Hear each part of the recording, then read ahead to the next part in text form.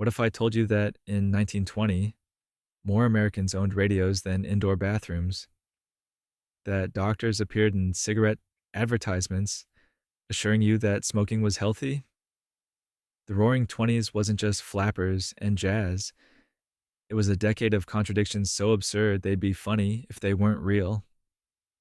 We remember the glamour, the parties, the economic boom, but we've forgotten the strangeness, the dance marathons that lasted for weeks, the 30,000 illegal bars in New York City alone, the fact that Americans bought more cars than bathtubs, prioritizing mobility over hygiene in the most American way possible.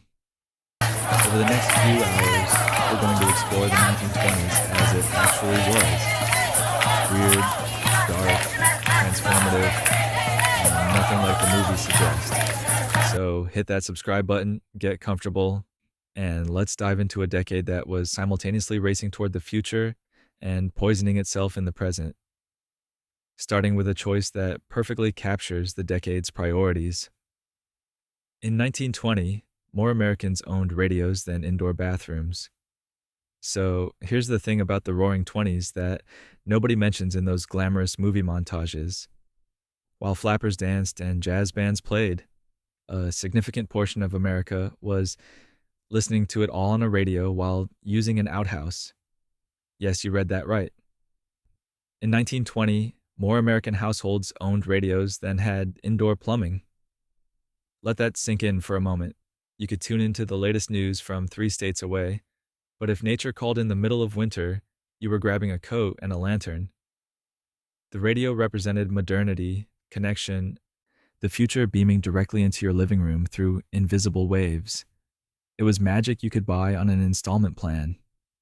Indoor plumbing, meanwhile, required digging, pipes, permits, and a complete renovation of your home's infrastructure. One was exciting. The other was expensive and involved discussing sewage with contractors. Americans made their choice clear.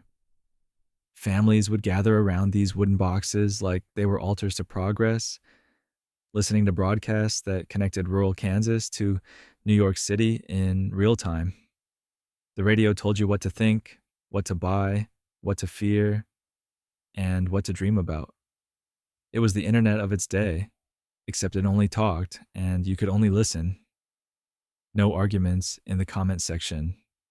Just Walter Winchell's voice crackling through static while you nodded along. Meanwhile, chamber pots remained a fact of life for millions. The contrast was absurd but perfectly American. We've always been a nation that prioritizes novelty over necessity, entertainment over infrastructure. Why fix the foundation when you can install a radio antenna on the roof?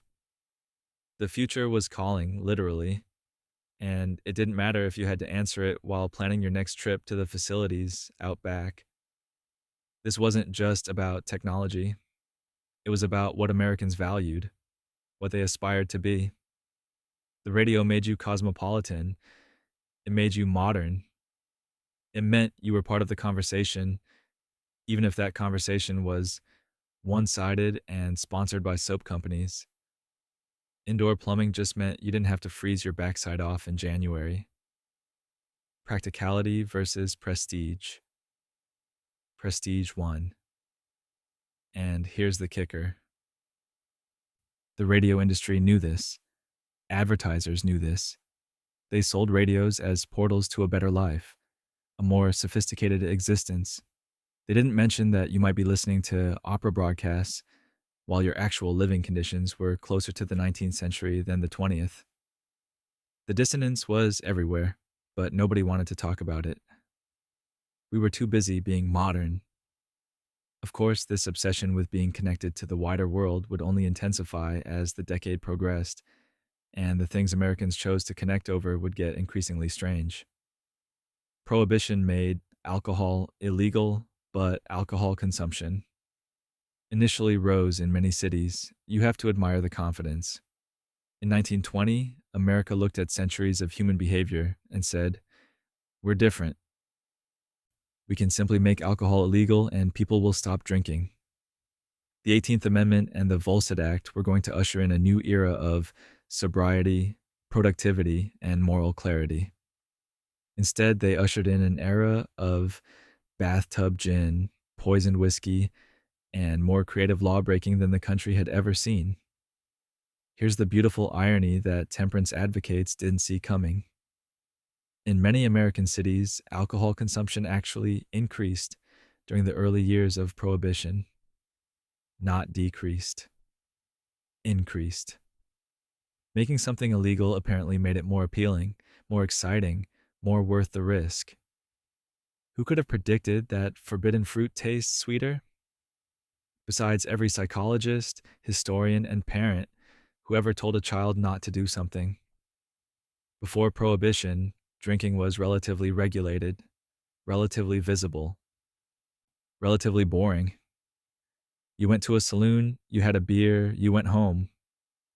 During Prohibition, drinking became an adventure.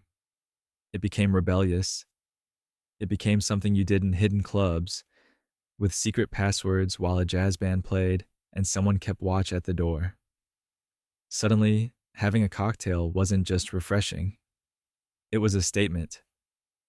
It was you telling the government that you were a free-thinking individual who made your own choices. The speakeasies that popped up everywhere made drinking social in new ways. They were integrated by class and sometimes even race, in ways regular establishments weren't. They were places where women drank openly, which was still somewhat scandalous. Prohibition didn't eliminate alcohol culture. It transformed it into something more egalitarian and more exciting than it had been when it was legal. Well done, reformers. And the quality of what people drank? That went straight downhill, sometimes literally poisoning people in the process. But we'll get to that delightful consequence shortly. For now, just appreciate the absurdity. The law designed to reduce drinking made drinking more popular in the exact places where enforcement should have been easiest. In dense urban areas with police departments and federal agents, consumption went up. The law was being broken in plain sight, and everyone from beat cops to politicians knew it. This wasn't a small-scale failure. This was systematic, widespread, enthusiastic law-breaking by ordinary citizens who didn't consider themselves criminals. They were just people who wanted a drink and didn't appreciate being told they couldn't have one. The American spirit of independence was alive and well, and it was slightly drunk. Of course, when that many people want something illegal, someone's going to organize the supply chain, and that's where things got really interesting.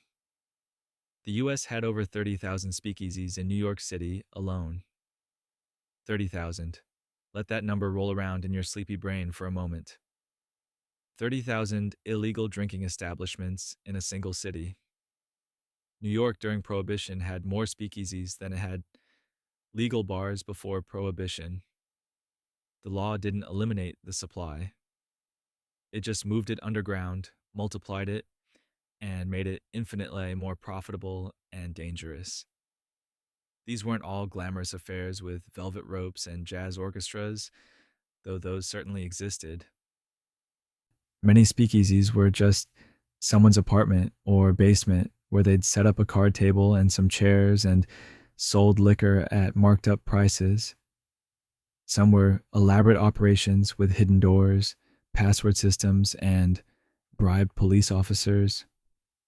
The variety was stunning. You could drink in a fancy club that looked like a Paris salon, or you could drink in someone's bathtub room where they'd literally made the gin yesterday. The economics were simple and irresistible.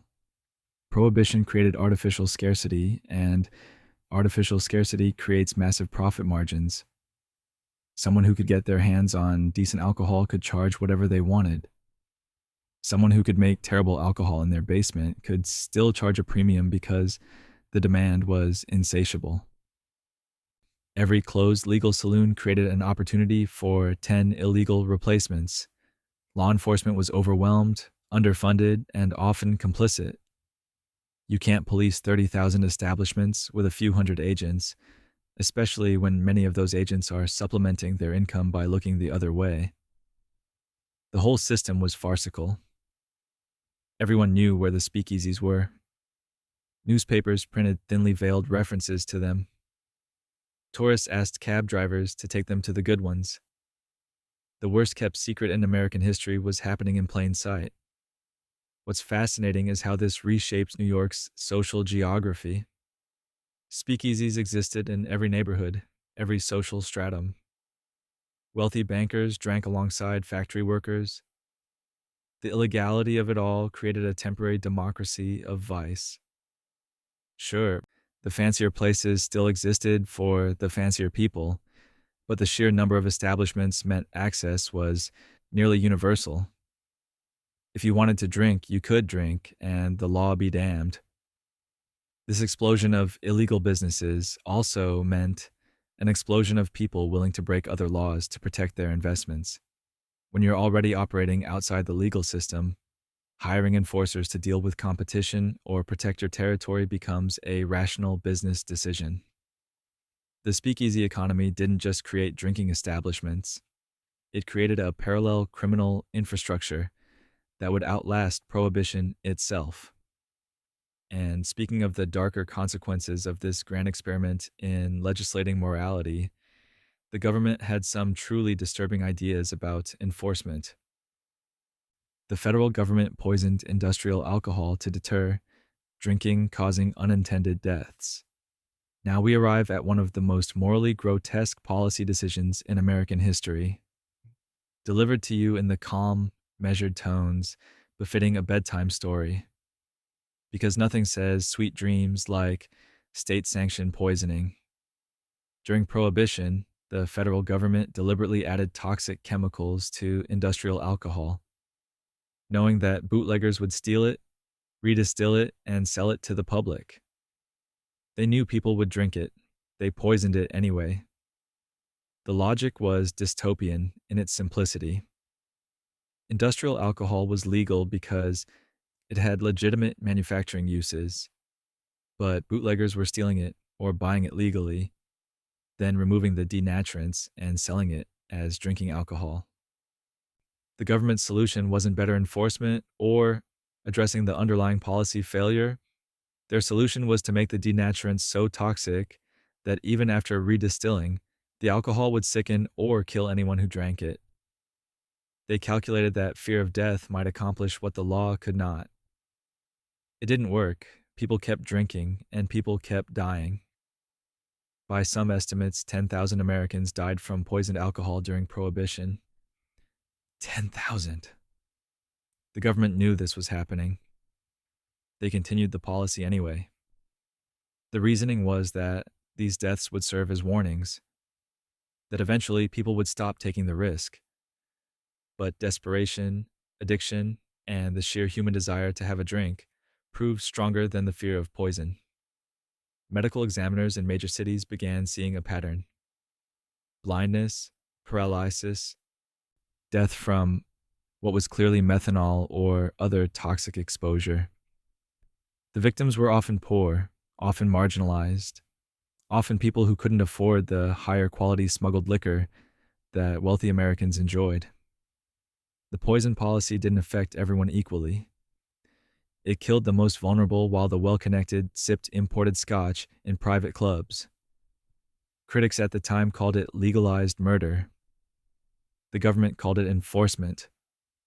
The cognitive dissonance was staggering. We were protecting Americans from the dangers of alcohol by poisoning them with alcohol. We were upholding the law by killing citizens who broke it. The Prohibition Bureau defended the practice, arguing that anyone who drank industrial alcohol was making a choice and accepting the consequences, as if desperation and addiction equal informed consent. This wasn't hidden policy buried in classified documents. This was open, acknowledged, defended by officials who saw nothing wrong with it. The message was clear. We will protect you from yourselves, even if we have to kill you to do it. The paternalism was suffocating. The body count was real, of course. While the government was poisoning alcohol, Americans were finding other ways to spend their newfound discretionary income, and their choices revealed a lot about the decade's priorities. Americans bought more cars than bathtubs by the mid 1920s. Here we go again. Indoor plumbing versus the exciting new thing. By the mid 1920s, Americans were purchasing automobiles at a rate that vastly outpaced their purchase of bathtubs. We were a nation that would rather drive dirty than stay clean at home. The priorities were clear, and they were beautifully, absurdly American. The automobile represented freedom in a way a bathtub simply couldn't match. A car meant you could leave, you could explore, you could drive to the next town or the next state, or just cruise around on a Sunday afternoon feeling like you owned the world. A bathtub meant you could sit in warm water and get clean, which sure is nice, but it doesn't exactly quicken the pulse. One was adventure, the other was hygiene. Adventure won. Henry Ford's assembly line had made cars affordable for the middle class, and Americans responded by buying them in staggering numbers. By mid-decade, there was roughly one car for every 5 Americans. The automobile had gone from luxury to necessity in less than a generation. Meanwhile, bathtubs remained confined to wealthier homes or those with the infrastructure to support them. Running water required pipes, water heaters, drainage systems. Cars just required roads, and Americans were building those as fast as they could pour concrete. The cultural shift was profound. The automobile changed courtship, changed how families spent leisure time, changed where people could live and work. It created suburbs. It created traffic. It created an entire industry of gas stations, mechanics, and roadside diners. The bathtub created cleaner people, which is admittedly important, but it didn't reshape American geography and culture. There's also something telling about the American character here. We chose mobility over comfort, novelty over necessity. We wanted to go somewhere, even if we didn't know where. We wanted to move, to consume distance, to feel like we were participating in modernity. Staying home and taking a bath, even a nice one, felt static. The 20s were about motion, about speed, about the future arriving faster than you could keep up with it. And let's be honest, a car was visible. Your neighbors could see you had a car. They couldn't see whether you had a bathtub unless you invited them in and gave them a tour, which would be weird. The car was a status symbol.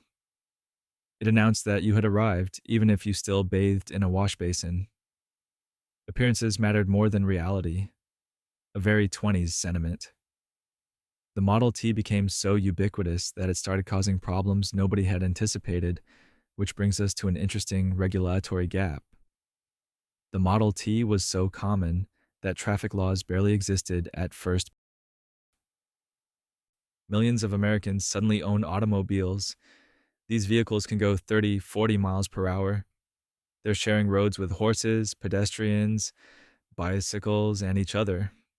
And there are essentially no rules, no stop signs, no speed limits, no driver's licenses required, no standardized signals or right-of-way conventions, just chaos with engines. The Model T's affordability meant that by the mid-20s, American roads were crowded with drivers who had never been tested, never been trained, and were making up the rules as they went along. Some cities tried to implement traffic laws, but there was no consistency. What was legal in one town was illegal in the next. Traffic signals existed in some places, but not others. The whole system was improvised, and the accident rate reflected it. Thousands of Americans died in traffic accidents during the 20s, and thousands more were injured. But the automobile was so exciting, so liberating, that the deaths were treated as an acceptable cost of progress. We were modernizing. Some people were going to get hurt. That's just how it goes. The fatalism was remarkable. Nobody suggested slowing down or implementing serious safety measures. They suggested buying more cars. The lack of regulation meant some truly bizarre situations. Children as young as 12 could drive in many places. Drunk driving wasn't illegal in most jurisdictions. You could drive as fast as your car could go. And if you hit someone, well, maybe they shouldn't have been in the road. The legal framework was scrambling to catch up with the technology, and in the meantime, it was essentially vehicular anarchy. Traffic engineers started experimenting with solutions: traffic lights, stop signs, painted lane markers, but adoption was slow and haphazard. Many Americans resented the imposition of rules on their driving. They'd bought these cars for freedom, and now someone was telling them when to stop and how fast to go. The entitlement was breathtaking. We wanted all the benefits of automobiles with none of the structure that makes them safe. Insurance companies started lobbying for traffic laws because they were paying out massive claims. City planners pushed for regulations because streets were becoming unusable. Slowly, reluctantly, America began to accept that maybe some rules would be helpful. But throughout most of the decade, you were largely on your own out there, piloting a metal box at speeds humans had never experienced, surrounded by other people doing the same thing with equal levels of training, which is to say none. This attitude toward regulation, this sense that rules were somehow antithetical to progress, would extend far beyond traffic laws into the heart of the American economy. The stock market boom convinced many Americans that crashes were a thing of the past. By the mid to late 20s, a remarkable consensus had emerged among investors, economists, and ordinary Americans. We had figured it out. We had solved boom and bust cycles. The market would just keep going up forever because we were smarter now, more sophisticated, more technologically advanced. Crashes were something that happened to primitive economies, not to modern America. This confidence was unshakable, and it was completely wrong. The stock market's rise throughout the decade was intoxicating. Fortunes were being made. Ordinary people were becoming wealthy by buying shares in companies they'd never heard of. The newspapers were full of success stories. Everyone knew someone who had doubled or tripled their money. The question wasn't whether to invest. The question was why you hadn't invested more. Economists gave this optimism their blessing. They wrote articles and gave speeches explaining how the new era of industrial efficiency and mass production meant permanent prosperity. The business cycle had been tamed. Recessions were obsolete.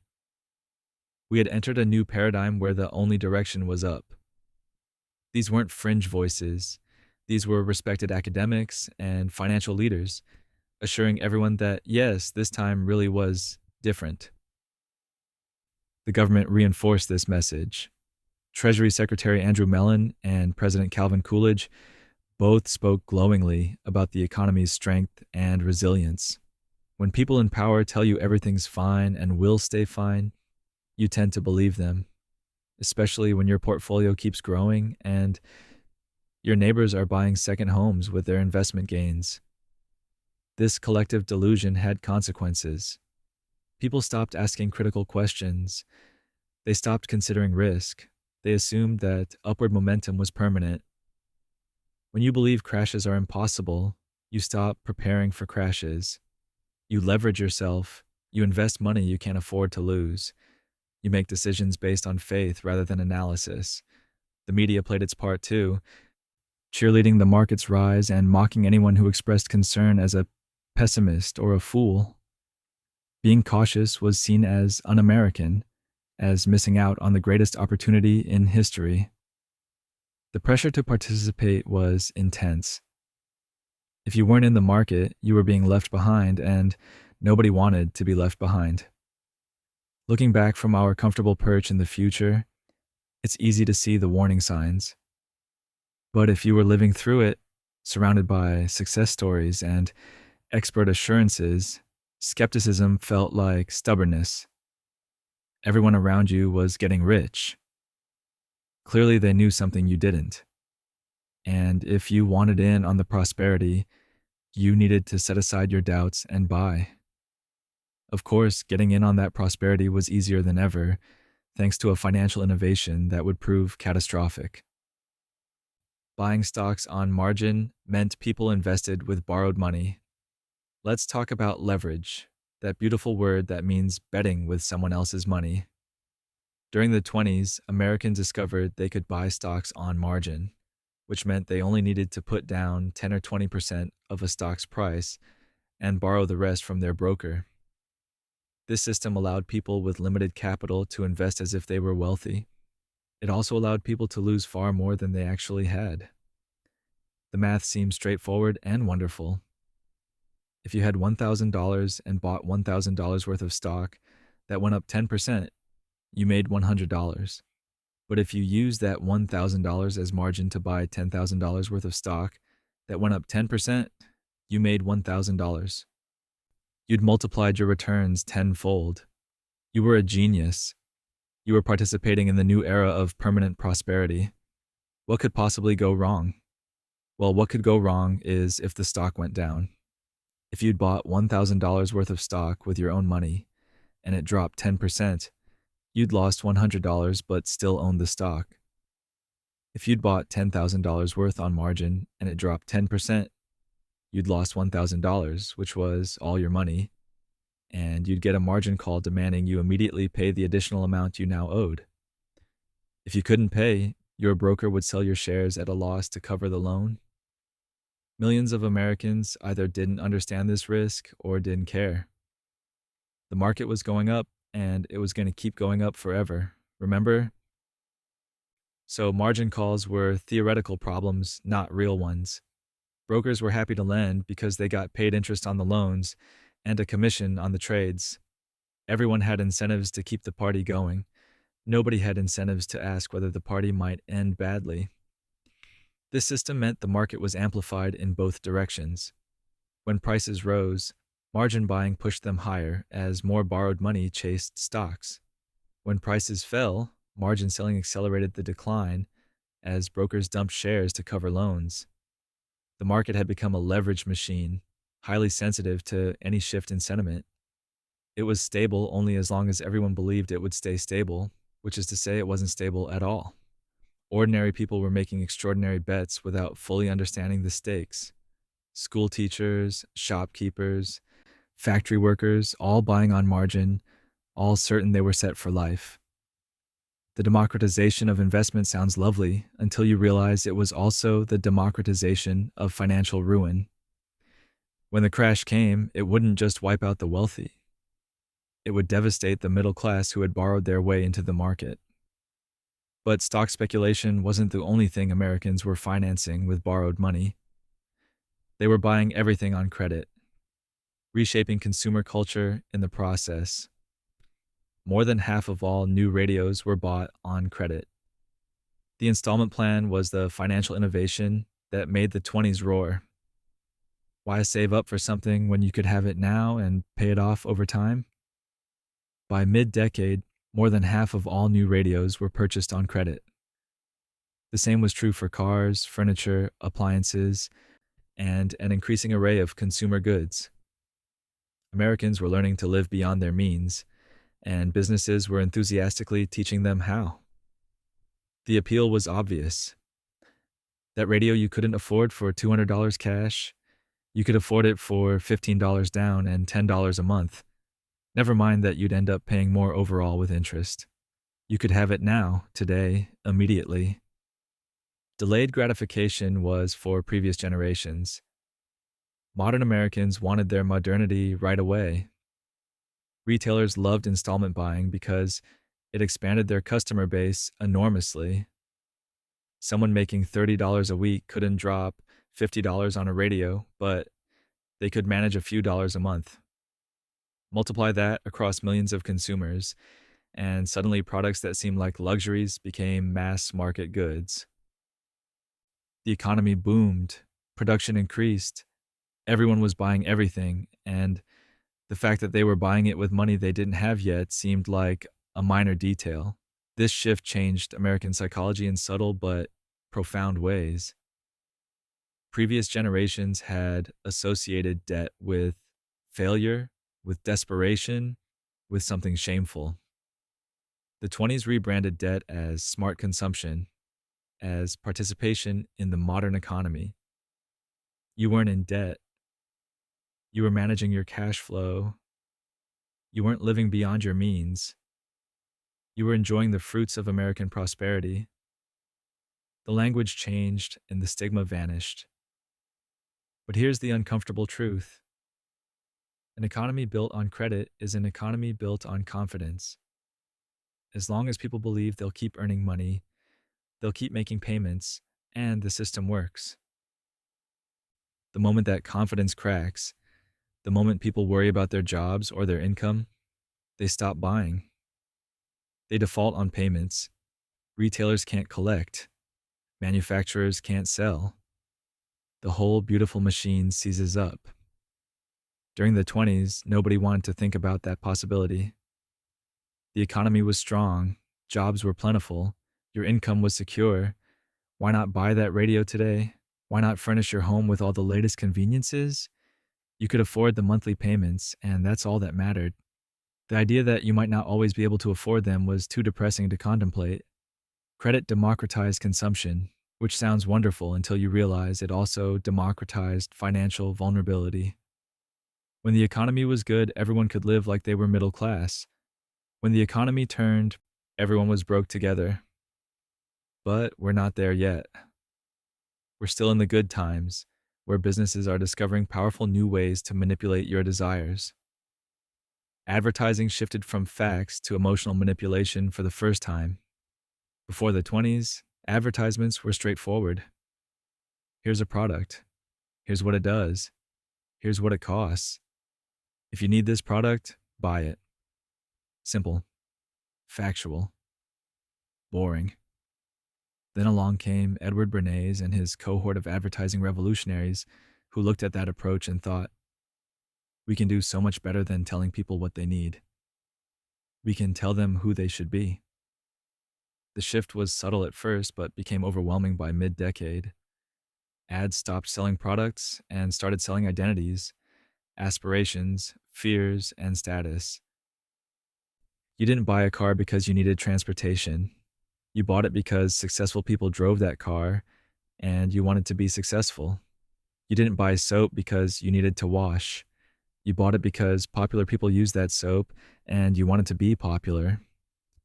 The product became secondary to the emotional narrative surrounding it. Bernays, Freud's nephew, brought psychological insights to advertising. He understood that people's purchasing decisions weren't rational. They were driven by unconscious desires, social anxieties, and the desperate human need to belong. Exploit those drives, and you could sell anything to anyone. Make someone feel inadequate, then offer your product as the solution. It was manipulation as commerce, and it worked frighteningly well. Women were told they needed certain products to be attractive to men. Men were told they needed certain products to be respected by other men.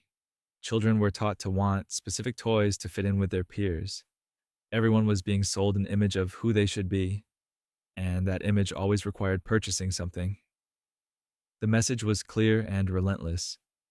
You are not enough as you are, but we can sell you enough. This wasn't just advertising. This was cultural engineering. Companies weren't responding to existing demand. They were creating demand that hadn't existed before. They were inventing problems so they could sell solutions. Bad breath wasn't a major concern until Listerine ran ads suggesting you were socially doomed if you had halitosis. Body odor wasn't a crisis until deodorant companies made it one. The insecurities were manufactured, but the products you bought to address them were very real. The industry became incredibly sophisticated incredibly quickly. Ads featured celebrities, implied medical endorsements, created fictional authorities to lend credibility. They used repetition, imagery, and emotional association to bypass critical thinking. The goal wasn't to inform, the goal was to compel. And it worked so well that by the end of the decade, Americans couldn't imagine making purchasing decisions without this constant stream of emotional manipulation telling them what to buy. Of course, some of what Americans were buying with all this new advertising and credit was food, and the food itself was changing in ways that would have long-term consequences. The average American diet became more processed than ever before. The 1920s didn't just change how Americans bought food, it changed what food actually was. For the first time in human history, a significant portion of the American diet consisted of foods that had been created in factories rather than grown on farms or raised in pastures. Processed foods weren't entirely new, but their dominance in the average household was revolutionary and slightly terrifying. Canned goods had existed for decades, but the 20s saw an explosion in variety and availability. You could buy canned vegetables, canned fruits, canned meats, canned soups, canned everything. Fresh was becoming optional. Why deal with seasonal produce when you could open a can any time of year? The convenience was undeniable. The nutritional consequences were barely considered. White bread became the standard, with all the wheat germ and fiber removed, to create a product that was soft, uniform, and almost completely devoid of nutritional value. But it looked modern and clean and industrial, which meant it was better, right? Whole grain bread was rebranded as peasant food, something your backwards rural relatives ate. Progress meant whiter, softer, blander. Breakfast cereals marketed to children exploded in popularity. These weren't simple oats or wheat. These were heavily processed, heavily sweetened products designed to appeal to young palates and create lifelong customers. Companies were literally engineering foods to be as appealing as possible to children, nutritional content be damned. Sugar became a food group. The rise of national brands meant increasing standardization. A loaf of Wonder Bread in New York was identical to one in California. This uniformity was seen as an achievement, a sign of American efficiency and modernity. Regional food traditions started to fade as everyone ate the same mass-produced products. We were becoming one nation united by processed cheese.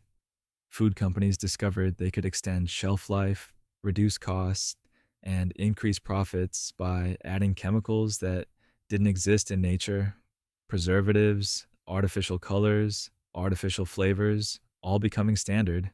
The ingredients list on packaged foods started to look like chemistry experiments, but if scientists made it, it must be safe and modern, right? Fresh food didn't disappear entirely, but it was increasingly reserved for special occasions or wealthier households. The average family ate significantly more processed foods than their parents' generation had, and this shift happened so quickly that nobody really stopped to ask whether it was wise. We were too busy celebrating convenience. Of course, storing all this new food safely required technology that was spreading faster than anyone could regulate it properly.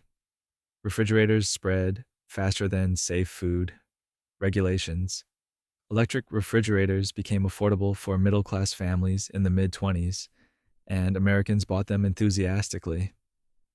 Finally, you could keep food fresh for days or even weeks without an icebox or a cold cellar.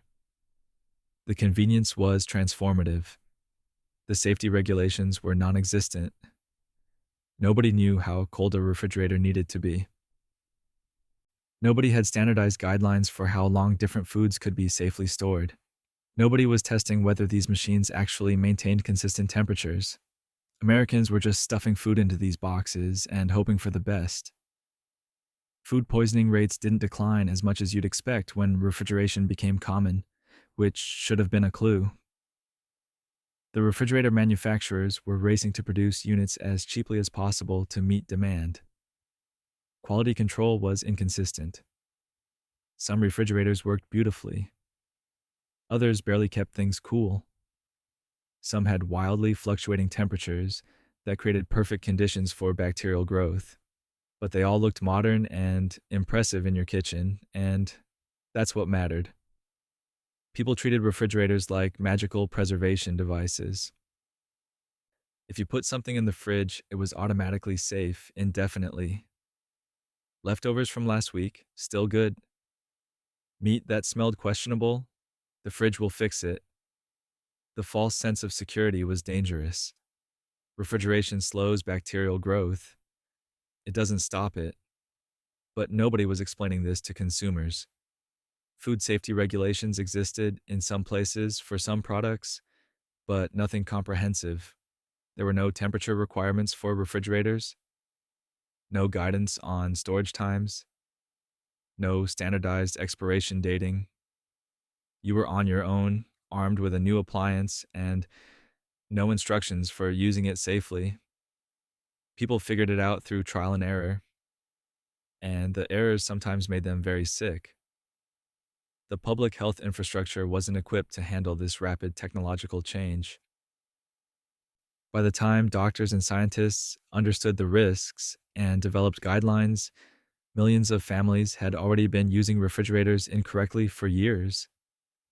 The regulations eventually caught up, but during the 20s, you were essentially participating in a massive, uncontrolled experiment in food storage.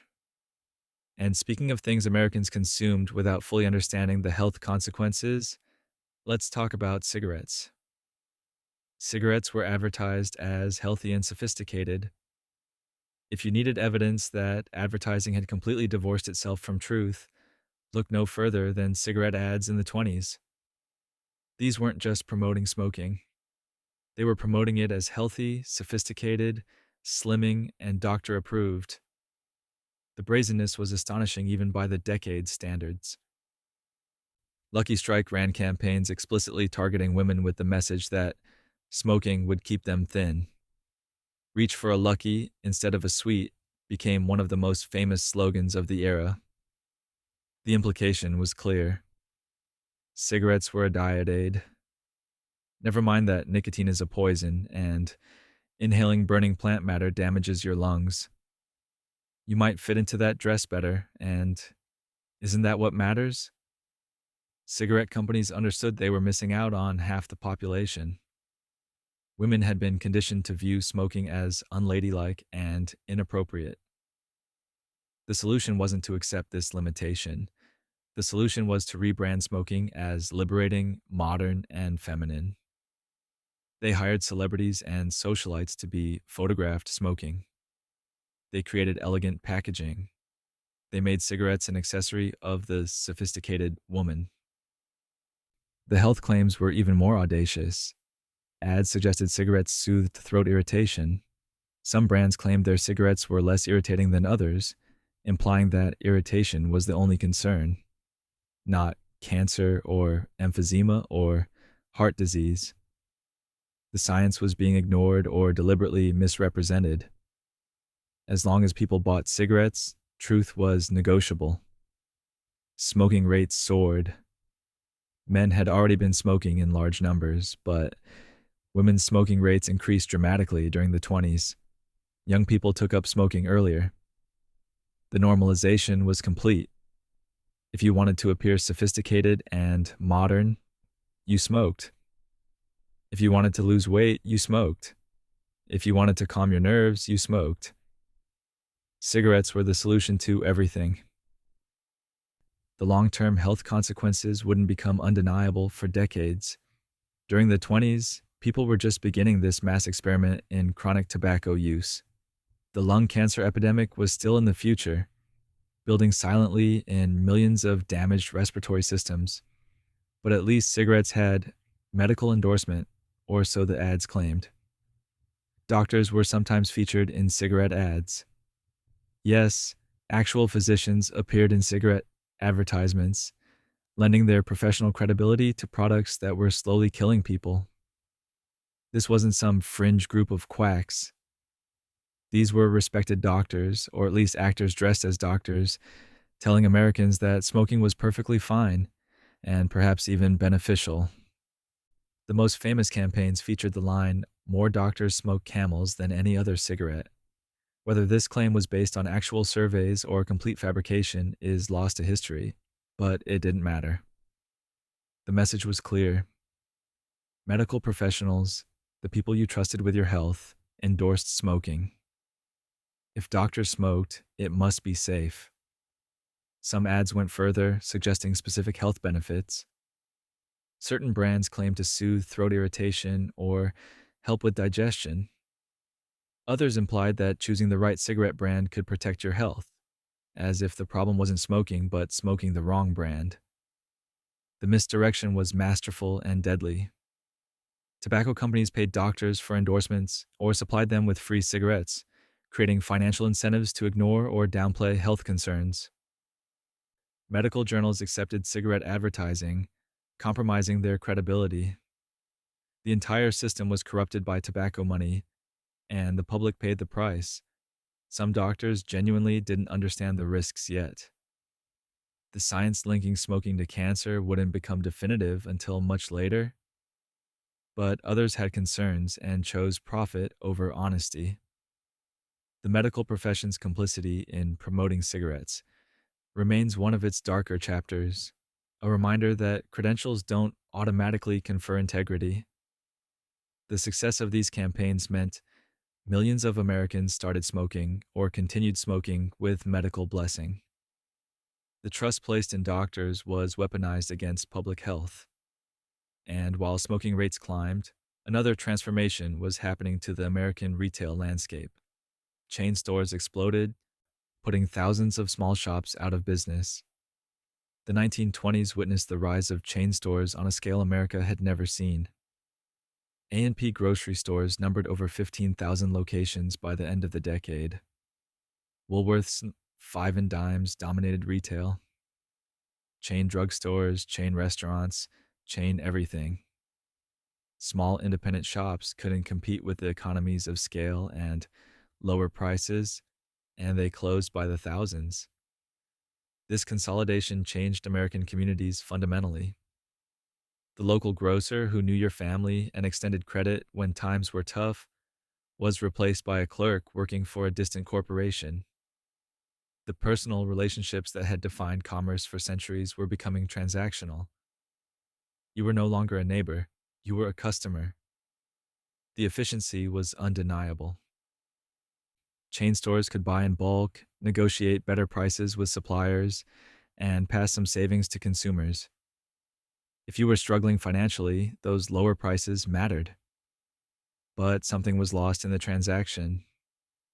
The social fabric of small towns and urban neighborhoods had been held together partly by these small businesses and their owners who lived in the community. Chain stores also meant homogenization. Every A&P carried the same products arranged in the same way. Regional variety was disappearing. Local producers struggled to get shelf space. National brands dominated because they could afford to pay for prominent placement. Consumer choice appeared to expand while actually contracting. Small business owners fought back, lobbying for laws to protect independent retailers. Some states passed anti-chain legislation, but enforcement was difficult and the trend was irreversible. The market had spoken, and it preferred cheap and convenient over personal and local. This transformation happened so quickly that, by the end of the decade, an entire generation of small retailers had been wiped out. Their children would grow up in a world where chain stores were normal, and the independent shop was a nostalgic memory. And while urban America was embracing these modern conveniences, rural America was having a very different experience of the Roaring Twenties. Rural America often viewed the 1920s as chaotic and immoral, not glamorous. Here's what the movies don't tell you. While flappers danced and jazz played in cities, rural America watched in horror and disgust. The Roaring Twenties wasn't roaring everywhere. In small towns and farming communities, the decade felt like moral collapse, cultural invasion, and the death of traditional values. The divide between urban and rural America became a chasm. Rural communities saw cities as dens of sin where people drank illegally, danced inappropriately, dressed immodestly, and rejected religion and tradition. They weren't entirely wrong. Cities were doing all those things. But where urban Americans saw liberation and modernity, rural Americans saw decay and godlessness. The interpretation depended entirely on where you stood. The cultural battles of the decade reflected this divide. The Scopes trial in 1925, where a teacher was prosecuted for teaching evolution, wasn't just about science education. It was rural America's attempt to resist the secular modernism of cities. When they lost, it felt like confirmation that traditional values were being swept away. Rural churches preached against the immorality of urban life. They warned young people about the corruption they'd face in cities. They mourned the loss of simpler times when people knew their place and respected authority. The nostalgia was powerful, even though the simpler times had included plenty of their own problems. Economic factors amplified the resentment. While urban Americans enjoyed rising wages and new consumer goods, many rural areas struggled. Farming had entered a depression years before the stock market crash. The prosperity of the 20s was unevenly distributed, and rural America noticed. The cities seemed to be parting with money while farmers went broke. This wasn't just cultural conservatism. This was genuine fear that the America they knew was disappearing and being replaced by something alien and threatening. In some ways, they were right. The America of small towns and farm communities was losing power and influence to urbanized, industrialized, secular modernity. And among the organizations that gained power by exploiting these fears and resentments was one of the darkest movements in American history. The Ku Klux Klan reached its largest membership. During the decade, by the mid-1920s, the Ku Klux Klan claimed millions of members and wielded significant political power in multiple states. This wasn't the post-Civil War Klan. This was a reorganized, modernized hate group that expanded its targets beyond Black Americans to include Catholics, Jews, immigrants, and anyone they deemed un-American. They presented themselves as defenders of traditional morality and Protestant values. The Klan's growth in the 20s is one of the most disturbing aspects of the decade. They held massive rallies, published newspapers, endorsed political candidates, and operated openly in many communities. In some towns, being a Klan member was socially acceptable or even advantageous. The normalization of organized hatred reached levels that seem incomprehensible today. They exploited the anxieties we've been discussing: fear of changing culture, fear of immigration, fear of modernism, fear of losing status and control. The Klan offered simple answers: blame outsiders, preserve white Protestant America, resist change through intimidation and violence. For people feeling left behind by the decade's rapid transformations, this message resonated. The Klan's influence eventually waned due to internal scandals and criminal prosecutions of leaders, but during their peak, they shaped politics and terrorized communities. This happened during the supposedly glamorous Roaring Twenties, a reminder that progress and reaction always coexist, and that the decade's darkness was as real as its glitter. Meanwhile, in cities, another cultural battle was brewing over music that many considered dangerous and corrupting. Jazz was considered dangerous music by many parents and clergy. Jazz in the 20s was what rock and roll would be in the 50s, what rap would be in the 90s. It was the music that respectable people feared and young people loved precisely because it was forbidden. Churches condemned it. Parents worried it would corrupt their children. Authorities considered banning it. And it thrived. The criticisms were revealing. Jazz was too sexual, too improvised, too black, too modern, too loud, too free. All of which was true, and all of which made it irresistible to young people tired of restrictions. Jazz represented liberation from Victorian propriety. It was music you felt in your body, music that made you want to move, music that didn't follow rules. The racial dimension was explicit. Jazz came from Black communities, and its popularity meant white young people were embracing Black culture. For those who wanted to maintain racial hierarchies, this was intolerable. They couldn't ban people from different races making music, So they attacked the music itself as primitive, dangerous, and morally corrupting. Of course, the danger was nonsense. Jazz didn't make people immoral, it was just music. But it was music that challenged authority and convention, and that was threatening enough.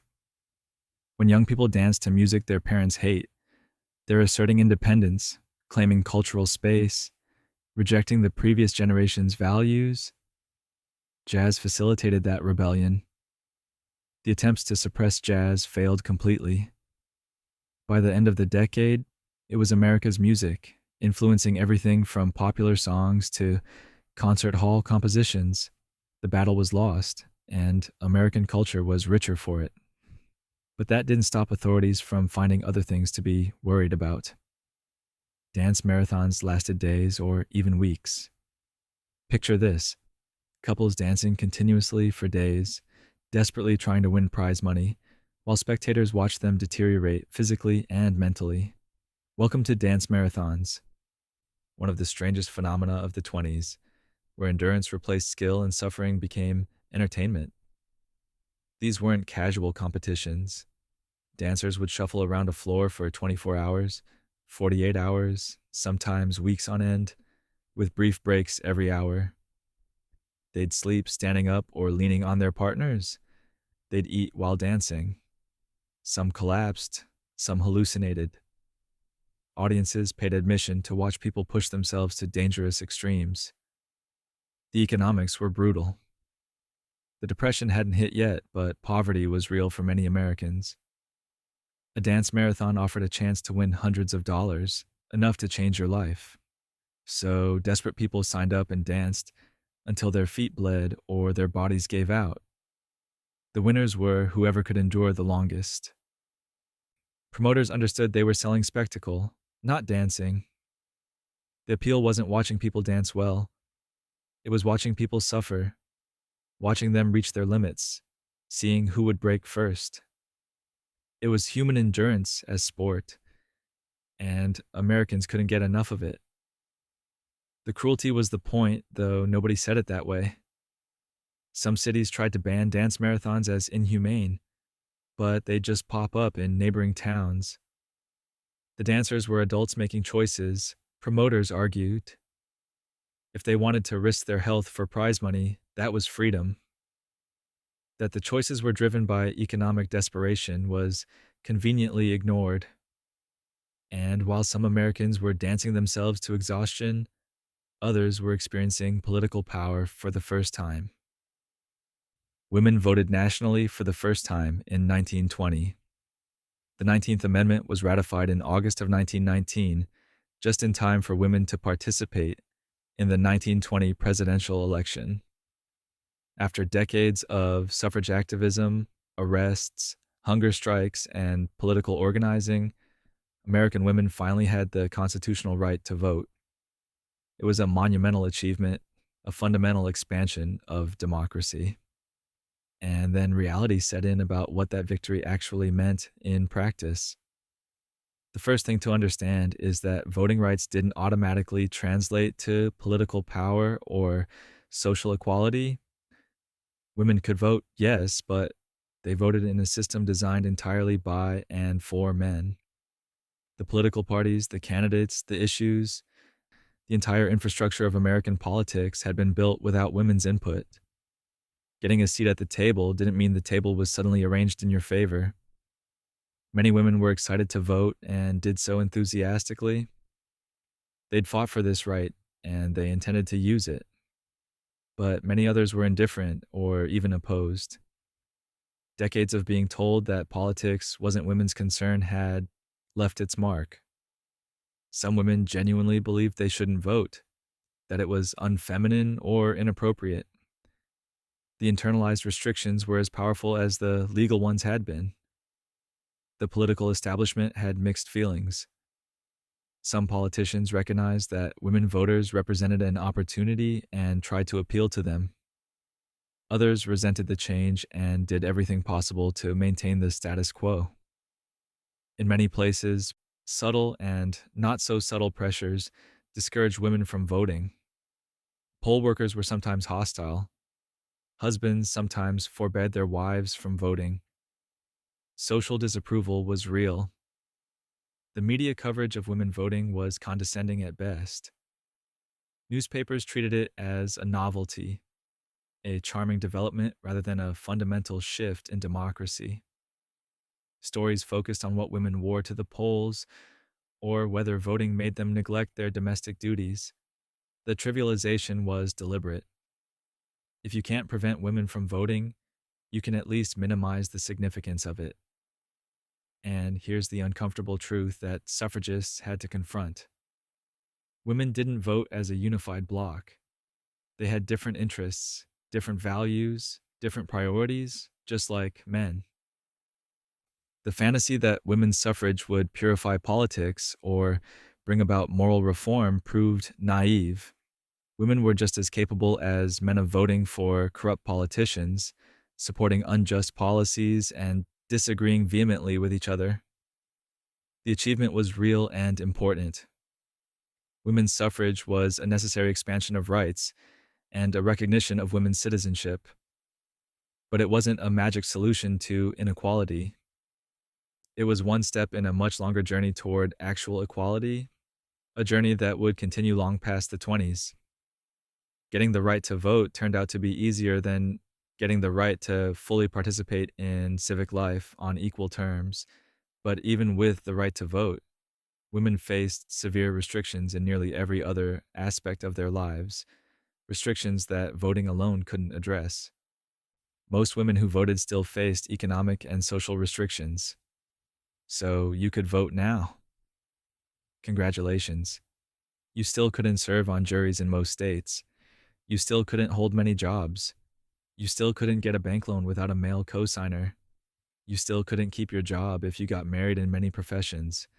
You still faced wage discrimination so severe that you earned a fraction of what men made for identical work. Political rights turned out to be a small piece of a much larger puzzle of inequality.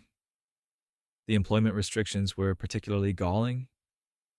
Teaching was one of the few professions widely open to women, but many school districts had marriage bars that required women to resign when they married. The assumption was that married women should be home with their families, not working. Never mind if they needed the income, never mind if they wanted careers. Society's expectations trumped individual choices. Professional opportunities were severely limited. Medical schools, law schools, business schools all had quotas limiting female admission or excluded women entirely.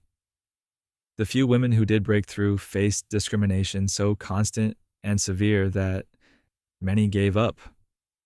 The ones who persisted were exceptional, and their exceptionalism was used to argue that other women simply weren't capable enough. The circular logic was maddening. Married women had even fewer rights. In many states, married women couldn't own property in their own names, couldn't enter contracts, couldn't control their own earnings. Legally, they were dependents, not autonomous individuals. Marriage meant surrendering legal personhood in many jurisdictions. The coverture laws that treated married women as property of their husbands were slowly being reformed, but the process was glacial. Banking and credit were closed to most women. Want to buy a house? You'd need your husband or father to sign. Want to start a business? Good luck getting a loan. Financial independence was nearly impossible when the financial system refused to recognize women as legitimate economic actors. The barriers were systematic and deliberate. Social restrictions were equally constraining. Women who behaved inappropriately faced severe consequences. Drink too much, dress too provocatively, speak too freely, and you'd be socially ostracized. The double standards were exhausting. Men could do all these things with minimal consequences, but women who stepped out of line were labeled and punished. The flappers who became symbols of the decade were a tiny minority, mostly young, urban, and wealthy. For the vast majority of American women, the 20s meant continued restriction, continued inequality, continued struggle for basic rights and recognition. Having the vote was progress, but it was only the beginning of a much longer fight. And as women navigated these restrictions, the American family itself was undergoing transformations that alarmed those who preferred traditional arrangements. Divorce rates rose sharply, alarming lawmakers. Divorce in the 1920s was still scandalous, still difficult, still socially devastating, particularly for women. And yet, divorce rates increased dramatically during the decade, nearly doubling from pre-war levels. Americans were ending marriages at unprecedented rates, and the cultural gatekeepers were panicking about what this meant for society and civilization itself. The reasons for the increase were complex. Women had slightly more economic independence than previous generations, making it marginally more possible to survive outside marriage. The war had disrupted traditional patterns, with hasty wartime marriages falling apart in peacetime. Cultural expectations were shifting, with happiness and compatibility becoming more important than duty and endurance. And Reno, Nevada had made itself the divorce capital of America, with residency requirements of only 6 months, making divorce accessible to those who could afford to wait it out. The Reno divorce industry was fascinating in its cynicism. Wealthy women would move to Nevada, establish residency by renting a house or staying at a dude ranch, and file for divorce on grounds of cruelty or desertion. The grounds were often fabricated, the cruelty invented, the entire process a legal fiction everyone pretended was real. After 6 months, you had your divorce and could return home and restart your life. If you had money, divorce was inconvenient. If you didn't have money, it was nearly impossible. Lawmakers responded to rising divorce rates with moral panic. They proposed making divorce harder to obtain, lengthening residency requirements, limiting acceptable grounds. The goal was to trap people in unhappy marriages because marriage as an institution mattered more than the happiness of the individuals within those marriages. The paternalism was suffocating. We'll protect you from your own bad decisions by removing your options. Religious leaders preached against divorce as moral decay. Conservative commentators blamed it for everything from juvenile delinquency to communism. The dissolution of the nuclear family, they warned, would lead to the dissolution of society itself. Never mind that many divorces ended marriages characterized by abuse, adultery, or complete incompatibility. Staying married was virtuous. Being happy was optional. The stigma remained severe, particularly for divorced women. A divorced woman was damaged goods, suspect, potentially immoral. Her prospects for remarriage were diminished. Her social standing was compromised. If children were involved, she faced judgment for breaking up the family, even if the marriage had been intolerable. The double standard persisted here too. Divorced men faced some social consequences, but nothing compared to what divorced women endured. Yet despite all the obstacles, despite the stigma and the difficulty and the social cost, more Americans chose divorce during the 20s than ever before. The willingness to endure condemnation in pursuit of happiness or escape from misery represented a shift in values. Individual fulfillment was beginning to matter more than social conformity, at least for some Americans in some circumstances. And while the concept of marriage was evolving, the very concept of adolescence was still taking shape in ways we take for granted today. The word teenager did not exist yet. Here's something that will break your brain a little. The concept of the teenager, that distinct life phase between childhood and adulthood, didn't really exist in the 1920s. The word teenager wouldn't enter common usage until the 1940s. Young people in their teens were either children or young adults, with no recognized middle ground, no separate culture, no acknowledgement that this age group had unique characteristics or needs. This doesn't mean teenagers didn't exist biologically. Obviously, people aged 13 to 19 have always been around. but culturally, socially, economically, they weren't recognized as a distinct category. A 15-year-old might be working full time in a factory, might be married, might be supporting a family, or they might still be in school, still treated as a child, still under complete parental control. There was no standardized expectation for what this age group should be doing. The lack of the teenager concept meant no teenager marketing, no teenager fashion, no teenager music, no teenager magazines. Young people consumed the same culture as adults or children's culture. There was no in between. The entire massive industry that would later emerge around teenage consumers simply didn't exist because the category itself hadn't been invented yet. Child labor was declining, but still common in many industries and regions. Plenty of 13 and 14-year-olds worked full-time jobs, contributing to family income, experiencing adult responsibilities. The idea that people this age should be in school, protected from labor, allowed to focus on education and development, was gaining ground but wasn't universal. Social class and geography determined whether you got a childhood that extended into your teens or whether you became an economic contributor immediately.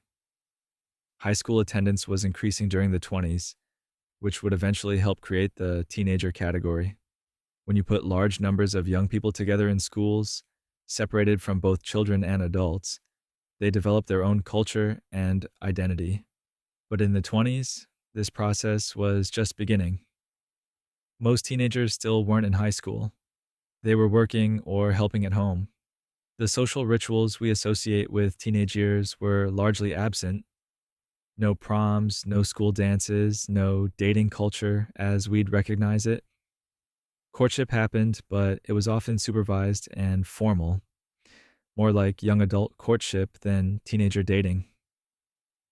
The freedom and independence we now consider normal for teenagers would have been shocking in the 20s. The invention of the teenager as a concept would require several developments that were underway but incomplete during the 20s. Near universal high school attendance, labor laws that kept young people out of the workforce, affluence that allowed families to support non-working dependents into their late teens, consumer industries that recognized young people as a market. All of this was coming, but it wasn't here yet. For now, you were a child until you weren't, and then you were an adult, and the transition was abrupt rather than gradual. The in-between state we now call adolescence hadn't been culturally recognized or named yet. But even without being called teenagers, young people were increasingly attending high school in numbers that would reshape American society. High school attendance doubled in a single decade. In 1920, only about 30% of 14 to 17-year-olds attended high school. By 1930, that number had climbed to over 50%. This explosion in secondary education during a single decade fundamentally changed American society, the American economy, and the American concept of what young people should be doing with their time. Before the 20s, high school was for the elite or those with very specific career goals. Most young people finished 8th grade and entered the workforce or helped with family businesses. High school was a luxury most families couldn't afford because they needed their children's labor or income. The shift to widespread high school attendance required economic changes that made child labor less necessary and cultural changes that made education seem more important than immediate economic contribution. The expansion of high school wasn't purely about education. It was about social control and economic management. As factories mechanized and required fewer workers, young people in the labor market depressed wages for adults. Getting teenagers out of the workforce and into schools served adult economic interests. It was sold as opportunity for the young people, but it also conveniently removed competition for jobs. The curriculum in these expanding high schools was designed to prepare students for industrial society. Punctuality, following instructions, sitting still for long periods, accepting authority, these were the real lessons. Academic content mattered, but socialization to workplace expectations mattered more. High school was training for factory work and office work, creating disciplined workers for the modern economy. The social consequences of putting thousands of teenagers together in schools were profound and largely unintended. Youth culture began to develop. Peer groups became more important than family. Fashion, slang, music all started to diverge from adult culture. The teenager was being invented through the shared experience of high school, even though the word didn't exist yet. Not everyone benefited equally from this expansion. High schools in wealthy areas had better facilities, better teachers, more opportunities. Rural high schools struggled with resources. Segregated schools in the South gave black students vastly inferior education. The expansion of high school increased inequality as much as it increased opportunity, because the quality of education you received depended entirely on where you lived and what you looked like. And despite this rapid expansion, high school graduation was still far from universal. Many students dropped out to work or marry. Completing high school remained an achievement that marked you as someone with options, someone likely headed for a different life than your parents had. The credential was beginning to matter in ways it hadn't before. This investment in education was creating a more literate, more skilled populace, which would prove crucial in the decades ahead. But in the meantime, Americans were finding other ways to entertain themselves, particularly through sports that were exploding in popularity. College football was more popular than the NFL. Professional football in the 1920s was a marginal sport played in small stadiums before modest crowds. College football, on the other hand, was a massive cultural phenomenon that drew enormous crowds and generated intense passion. The contrast was stark. The college game was everything, and the professional game was an afterthought that most Americans ignored completely. The big college programs filled stadiums with 50, 60, 70,000 fans. The 1923 Rose Bowl drew over 40,000 people. Notre Dame became a national obsession under coach Knute Rockne. The annual Army-Navy game was a major national event. These weren't just games. They were cultural moments that people talked about for weeks. The NFL, meanwhile, was struggling to survive. Teams played in small parks. Crowds were often only a few thousand people. The league had financial problems, organizational chaos, and almost no media coverage. Most Americans didn't know the NFL existed. If you mentioned professional football, they'd look at you blankly or assume you meant something violent and disreputable. The contrast reflected American attitudes about amateurism in sport. College athletes were supposedly playing for love of the game and school pride, which was noble and pure. Professional athletes were mercenaries playing for money, which was crass and corrupting. Never mind that college programs were generating enormous revenue. Never mind that coaches were paid handsomely. As long as the players weren't getting paid directly, it was somehow more legitimate. College football also benefited from existing infrastructure and loyalty.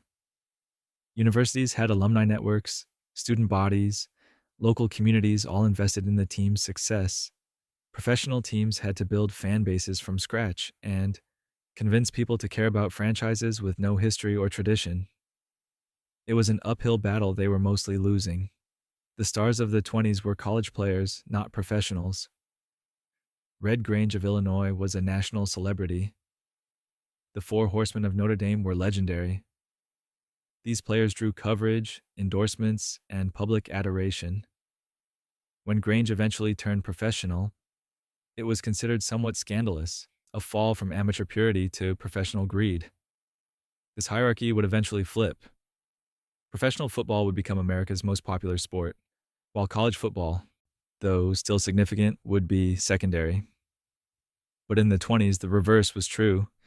College ruled, and the pros were barely noticed. And while college football dominated sports culture, another form of entertainment was becoming America's favorite weekly activity. Movie theaters became America's most common weekly entertainment. By the mid-1920s, an estimated 90 million Americans went to the movies every week. 90 million.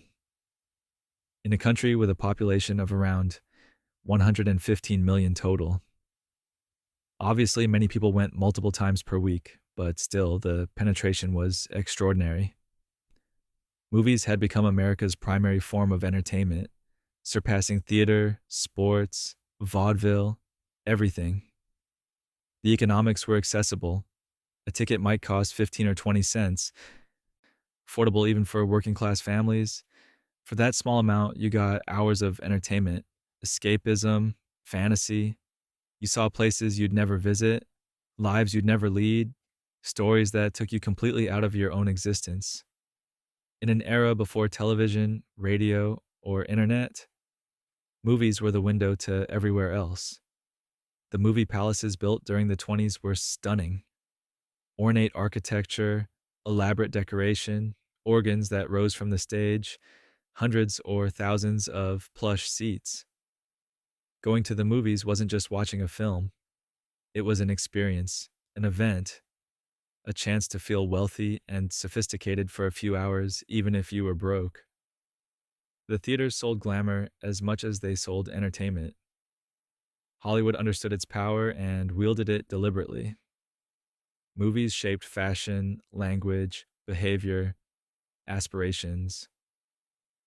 Women copied hairstyles they saw on screen. Men imitated the way stars dressed and moved. The influence was enormous and largely unregulated. Studios were creating culture, defining normal, shaping desire, all in pursuit of box office revenue. The content varied wildly. You had comedies, westerns, romances, adventures, costume dramas. Silent films required visual storytelling that was often more creative and engaging than later sound films would be. The best silent films were works of art, using cinematography and editing and performance to tell stories without words. The worst were forgettable, but even forgettable films drew crowds. This massive popularity would soon create problems that threatened to destroy the entire industry, problems that grew directly from Hollywood's moral flexibility and the public's fascination with scandal.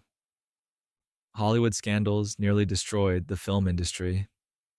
The early 1920s delivered a series of scandals so sensational that they threatened to destroy Hollywood entirely. The most infamous was the Roscoe Fatty Arbuckle case of 1921, where the popular comedian was accused of causing the death of actress Virginia Rapp at a party. The details were lurid, the press coverage was relentless, and the damage to Hollywood's reputation was catastrophic, regardless of what actually happened.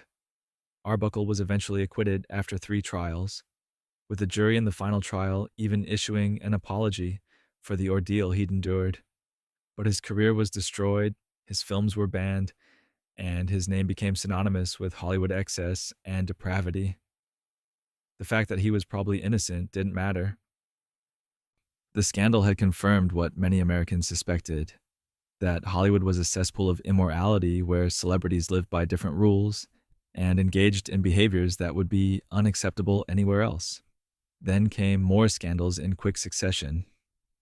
Director William Desmond Taylor was murdered in 1922, and the investigation revealed a tangle of affairs, drug use, and secrets that titillated the public and horrified the moralists. Popular actor Wallace Reed died in 1923 from complications of morphine addiction, exposing the drug problems that were rampant in the industry. Each revelation made Hollywood seem more degenerate, more dangerous, more in need of external control. Religious groups and civic organizations called for government censorship of films and regulation of the industry. State and local censorship boards began banning films or demanding cuts. The threat of federal intervention was real and growing. Politicians recognized that attacking Hollywood played well with constituents who were genuinely concerned about the moral influence of movies on their children and communities. The industry faced an existential crisis. Studio executives understood they had 2 choices: accept government censorship or implement self-regulation credible enough to prevent it. They chose self-regulation, hiring Will Hayes, a former Postmaster General and Presbyterian elder, to head the Motion Picture Producers and Distributors of America in 1922. Hayes's job was to clean up Hollywood's image and prevent content that would inflame the censorship movement. The Hayes office, as it became known, started gently, with voluntary guidelines and moral clauses in actor contracts. Studios agreed to avoid glorifying crime, excessive violence, sexual content, and anything that might undermine traditional morality. Compliance was inconsistent at first because the guidelines had no enforcement mechanism, but the industry was learning to police itself to avoid being policed by government. The scandals had lasting effects beyond the Hayes office. Hollywood became more careful about its public image, more controlling of its stars' private lives, more aware that scandal could destroy not just individual careers, but the entire industry. The freewheeling early days were over, replaced by a more calculated approach where image management became as important as talent. Actors were now products to be packaged and protected. Their real lives were hidden, their public personas carefully constructed. The studio system that would dominate Hollywood for decades was partly a response to these scandals, a recognition that controlling every aspect of production and promotion, including the private behavior of stars, was necessary for survival. The irony is that the scandals themselves demonstrated the power of movies. If films didn't matter, if they weren't shaping culture and influencing behavior, nobody would have cared what Hollywood people did in their private lives. The intense public interest in these scandals proved that movies and movie stars had become central to American culture, which is exactly what made them dangerous to those who wanted to control that culture. Of course, the solution to Hollywood's moral crisis would soon become a comprehensive system of censorship that would shape American film for decades. The government considered censoring movies nationwide. The threat of federal censorship in the early 1920s was very real and very serious. Multiple bills were introduced in Congress proposing national censorship boards with the power to review and ban films. State legislatures were passing their own censorship laws. Local municipalities were creating review boards. The patchwork of regulations was becoming unmanageable for studios, and the specter of comprehensive federal control loomed large. The arguments for censorship were framed in terms of protecting public morality and especially protecting children. Movies, the censorship advocates argued, were more powerful than books or theater because they were visual, immediate, and accessible to the masses, including the young and impressionable. Unregulated films could corrupt entire generations, undermining religion, family values, and social order. The medium was too powerful to be left in the hands of profit-seeking studios with no moral compass. Some of the censorship efforts were motivated by genuine concern about content. Movies in the early 20s could be surprisingly risque, with sexual innuendo, scantily clad actresses, and scenarios that challenged conventional morality. Without rating systems or age restrictions, children could and did see everything adults saw. The lack of any content guidance troubled many parents, legitimately worried about what their children were absorbing. But censorship efforts were also motivated by cultural and political agendas that had little to do with protecting children. Some censorship advocates wanted to suppress labor, organizing films that depicted workers sympathetically. Others wanted to ban films that showed interracial relationships or challenged racial hierarchies. Still others objected to any depiction of modern life that diverged from their preferred vision of America. Censorship was a tool for enforcing conformity as much as protecting morality. The film industry fought back against federal censorship by arguing that it violated free speech, though the legal protections for films were murky at the time. More effectively, they argued that self-regulation through the Hayes office would address the concerns without government interference. "Give us a chance to clean up our own house," they pleaded, "and you won't need to step in." The strategy worked, barely. Federal censorship legislation was repeatedly introduced but never passed. The Hayes office gradually increased its power and scope, eventually implementing the Production Code in 1930, a detailed set of rules about what could and couldn't be shown in films. The code was restrictive and often absurd, but it was preferable to government censorship, and it satisfied enough critics to prevent federal intervention. What's remarkable is how close Hollywood came to being directly controlled by government censors who would have reviewed every script, cut every scene deemed inappropriate, and banned films that didn't conform to official standards. The industry's survival as a relatively independent creative force required constant negotiation with moral authorities, political pressure groups, and the Hayes Office bureaucracy. Freedom was conditional and always under threat. The censorship battles of the 20s established patterns that would persist for decades. Hollywood would push boundaries, critics would react, pressure would mount, and the industry would pull back just enough to avoid outright government control. It was a dance, a negotiation, a continuous struggle over who got to decide what Americans could see on screen. And while these battles over film content raged, the technology of film itself was about to undergo a transformation that would change everything about how movies were made. Silent films were already declining before sound arrived. Here's the thing that surprises people. Silent films didn't die because sound arrived and everyone immediately abandoned them. Silent films were already showing signs of creative exhaustion and declining novelty before the jazz singer demonstrated synchronized sound in 1927. The medium had matured, peaked, and was looking for its next evolution when technology provided an answer. By the mid-20s, filmmakers had mastered visual storytelling to an extraordinary degree. The best silent films were sophisticated works that used camera movement, editing, lighting, and performance to convey complex emotions and narratives without a single word of dialogue. Charlie Chaplin, Buster Keaton, and others had turned physical comedy into high art. Directors like D.W. Griffith and F.W. Murnau had discovered cinematic techniques that are still used today. But there was a growing sense that silent film had explored most of what it could do. The basic grammar of cinema had been established. The great artistic achievements had been accomplished. Audiences were sophisticated enough now to want more complexity, more realism, more dialogue than title cards could provide. The medium was ready for expansion, even if nobody was quite sure what form that expansion would take. The technology for synchronized sound had existed for years before it was commercially viable. Various inventors and companies had demonstrated sound films in the 1910s and early 20s, but the technical challenges and costs were prohibitive.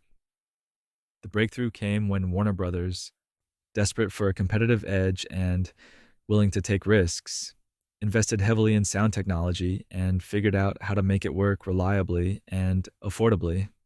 When The Jazz Singer opened in October 1927 with synchronized musical numbers and a few lines of dialogue, the response was overwhelming. Audiences were stunned by the novelty of hearing actors speak and sing. The film was a massive hit, and suddenly every studio was scrambling to convert to sound. Within 2 years, silent films were essentially dead as a commercial medium, though a few continued to be made for foreign markets or as artistic statements. The transition destroyed careers and created new ones. Silent film stars with terrible voices or thick accents found themselves unemployable. Stage actors with excellent voices but no film experience suddenly had opportunities. Directors who had mastered visual storytelling struggled with the constraints of early sound technology. The entire industry had to relearn how to make movies. Some of the greatest silent filmmakers, including Chaplin, resisted sound for years, arguing correctly that something valuable was being lost. The purely visual poetry of silent film, where movement and image carried all the meaning, would never be quite the same once dialogue became the primary storytelling tool. They weren't wrong. Silent film at its best was a unique art form. But economics and audience preference trumped artistic arguments. The speed of the transition was remarkable. In 1927, sound films were a novelty. By 1929, silent films were obsolete. An entire era of cinema ended in less than 3 years, replaced by something fundamentally different. The change was so rapid and total that it left many wondering what else might disappear just as quickly. And while urban Americans were experiencing those cultural transformations, many rural Americans were still living without the most basic, modern amenity that city dwellers took for granted. Electricity reached cities long before rural areas. If you lived in a city or town during the 1920s, electricity was normal, expected, essential. If you lived on a farm or in a rural area, electricity was something you read about or saw when you visited town, but it wasn't part of your daily life. The divide between urban and rural America in terms of basic infrastructure was stark and growing starker as the decade progressed. By the mid 20s, nearly all urban homes had electricity. You flipped a switch and lights came on. You plugged in appliances and they worked.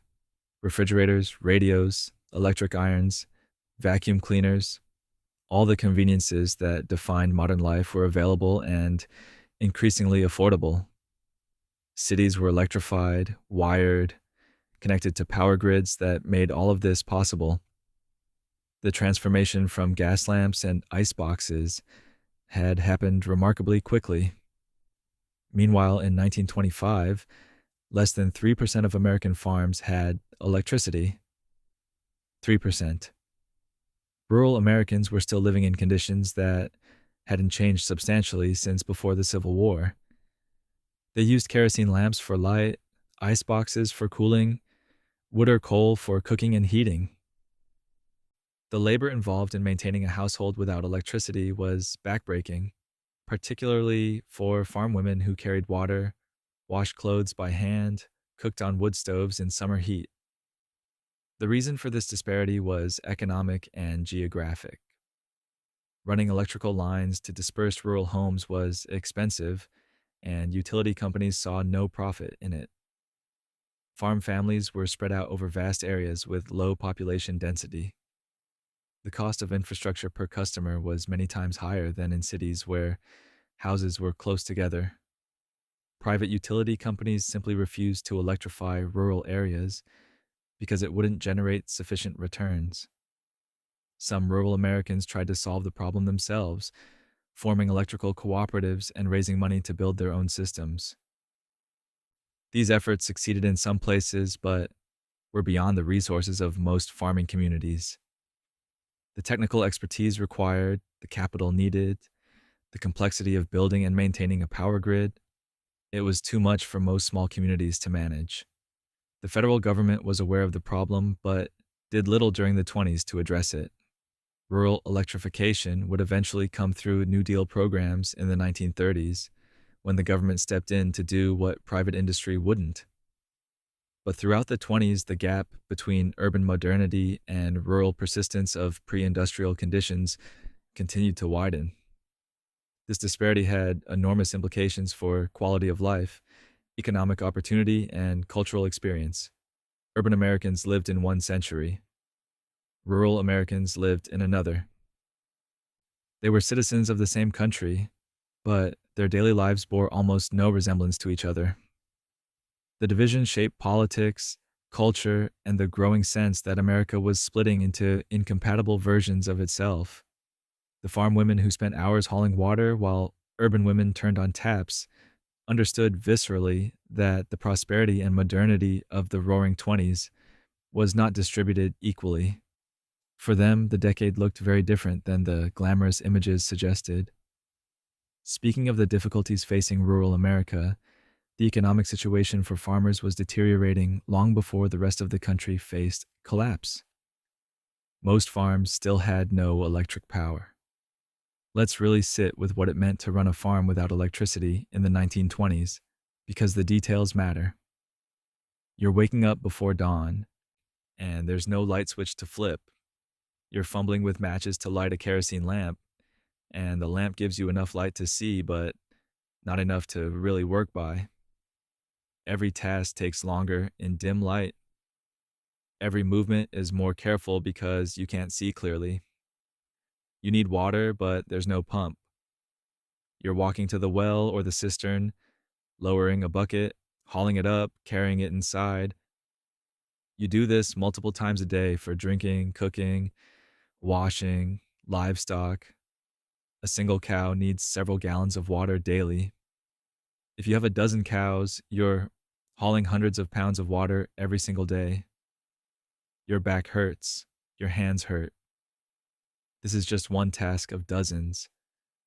Washing clothes without electricity meant boiling water over a fire, scrubbing fabric by hand, wringing everything out manually, hanging it all to dry.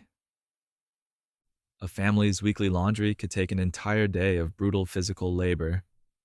Urban women complained about housework, and it was real work, but they had appliances.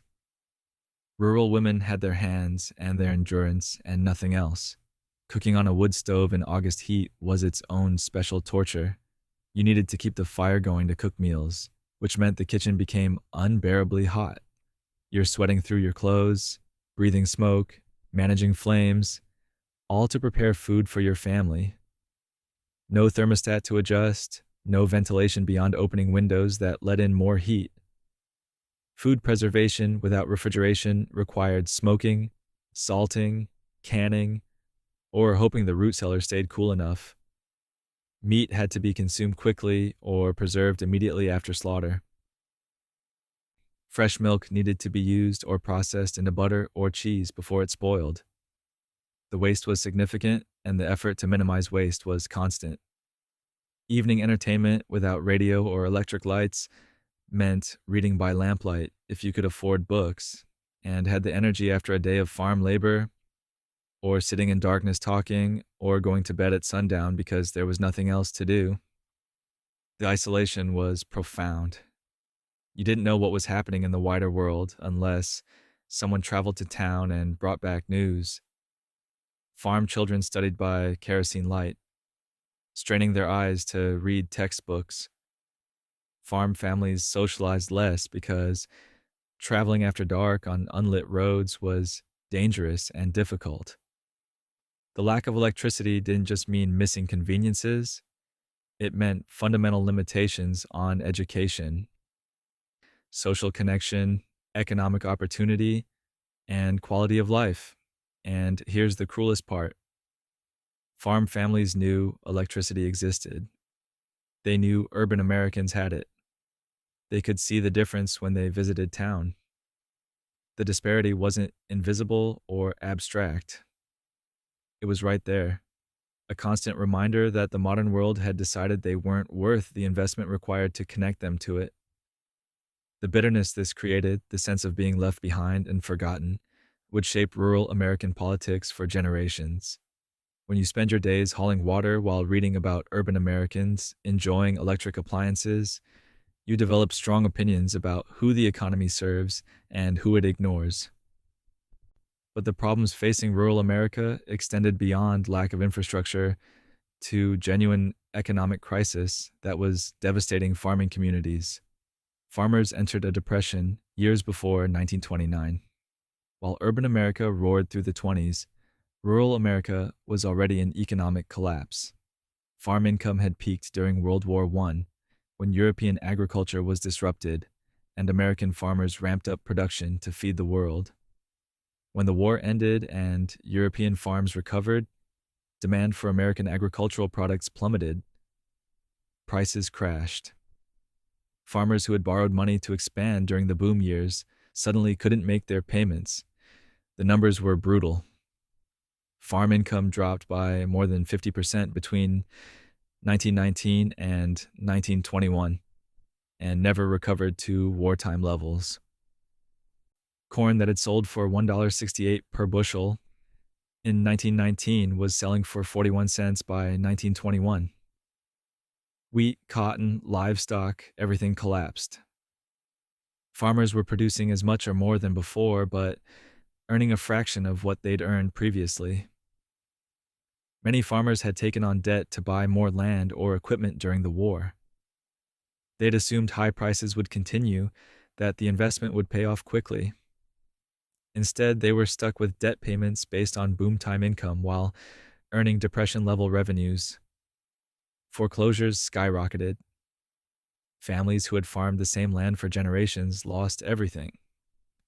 Rural banks failed as farmers defaulted on loans. The government's response was inadequate to non existent. Some tariff adjustments and loan programs were implemented, but nothing that addressed the fundamental problem of overproduction and low prices. Urban politicians didn't understand farming and didn't prioritize rural problems. As far as cities were concerned, cheap food was good. If farmers were struggling, well, that was unfortunate, but not critical to the national economy. Young people fled farms for cities, looking for opportunities that agriculture no longer provided. This drained rural areas of their most energetic and capable workers, further weakening farming communities. The ones who stayed were often those who had no other options, trapped on land that wouldn't support them but that they couldn't sell because nobody wanted to buy failing farms. The agricultural depression of the 20s was a preview of what would hit the entire country in the 30s. The warning signs were there. An entire sector of the economy in collapse, widespread debt, failing banks, families losing their homes and livelihoods. But because it was happening to farmers in places urban Americans rarely thought about, it didn't register as a national crisis. Immigration laws drastically reduced new arrivals.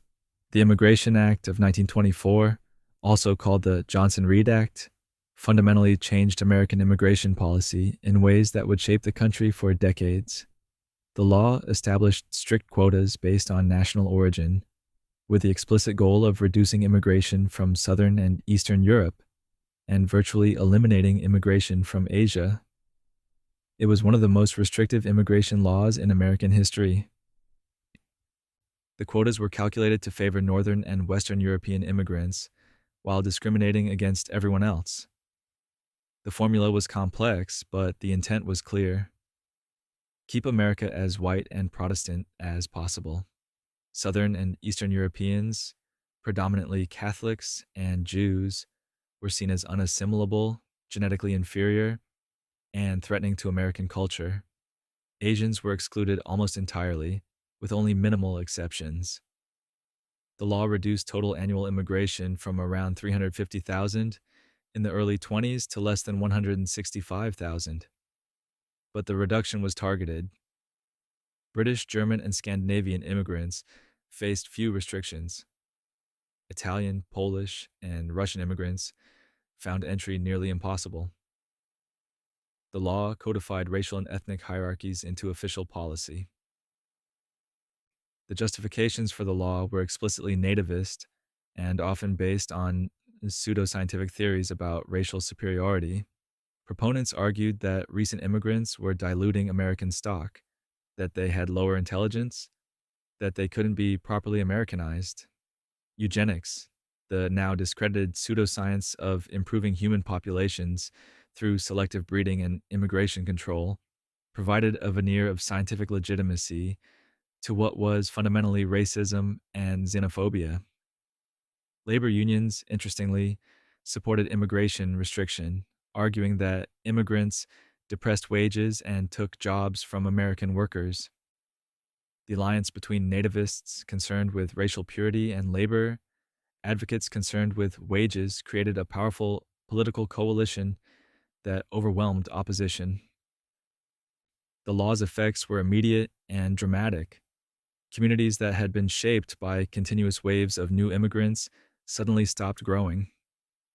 Ethnic enclaves that had been dynamic and evolving became static. Families were separated as relatives who had planned to immigrate found themselves unable to do so. The law would prevent countless refugees from escaping persecution in the 1930s and 40s, contributing to tragedies that might have been avoided. Many Americans feared the country was being overrun. Culturally, the anxiety wasn't subtle. Throughout the 20s, prominent Americans openly worried that the country was losing its character, its identity, its essential Americanness. The sources of this supposed threat varied depending on who was talking, but the themes were consistent. Too much immigration from the wrong places, too much cultural influence from non Anglo Saxon traditions, too much change happening too fast. The country was being overrun, invaded, diluted, destroyed from within. This wasn't fringe thinking. Respected public figures, academics, politicians, business leaders all expressed versions of this anxiety.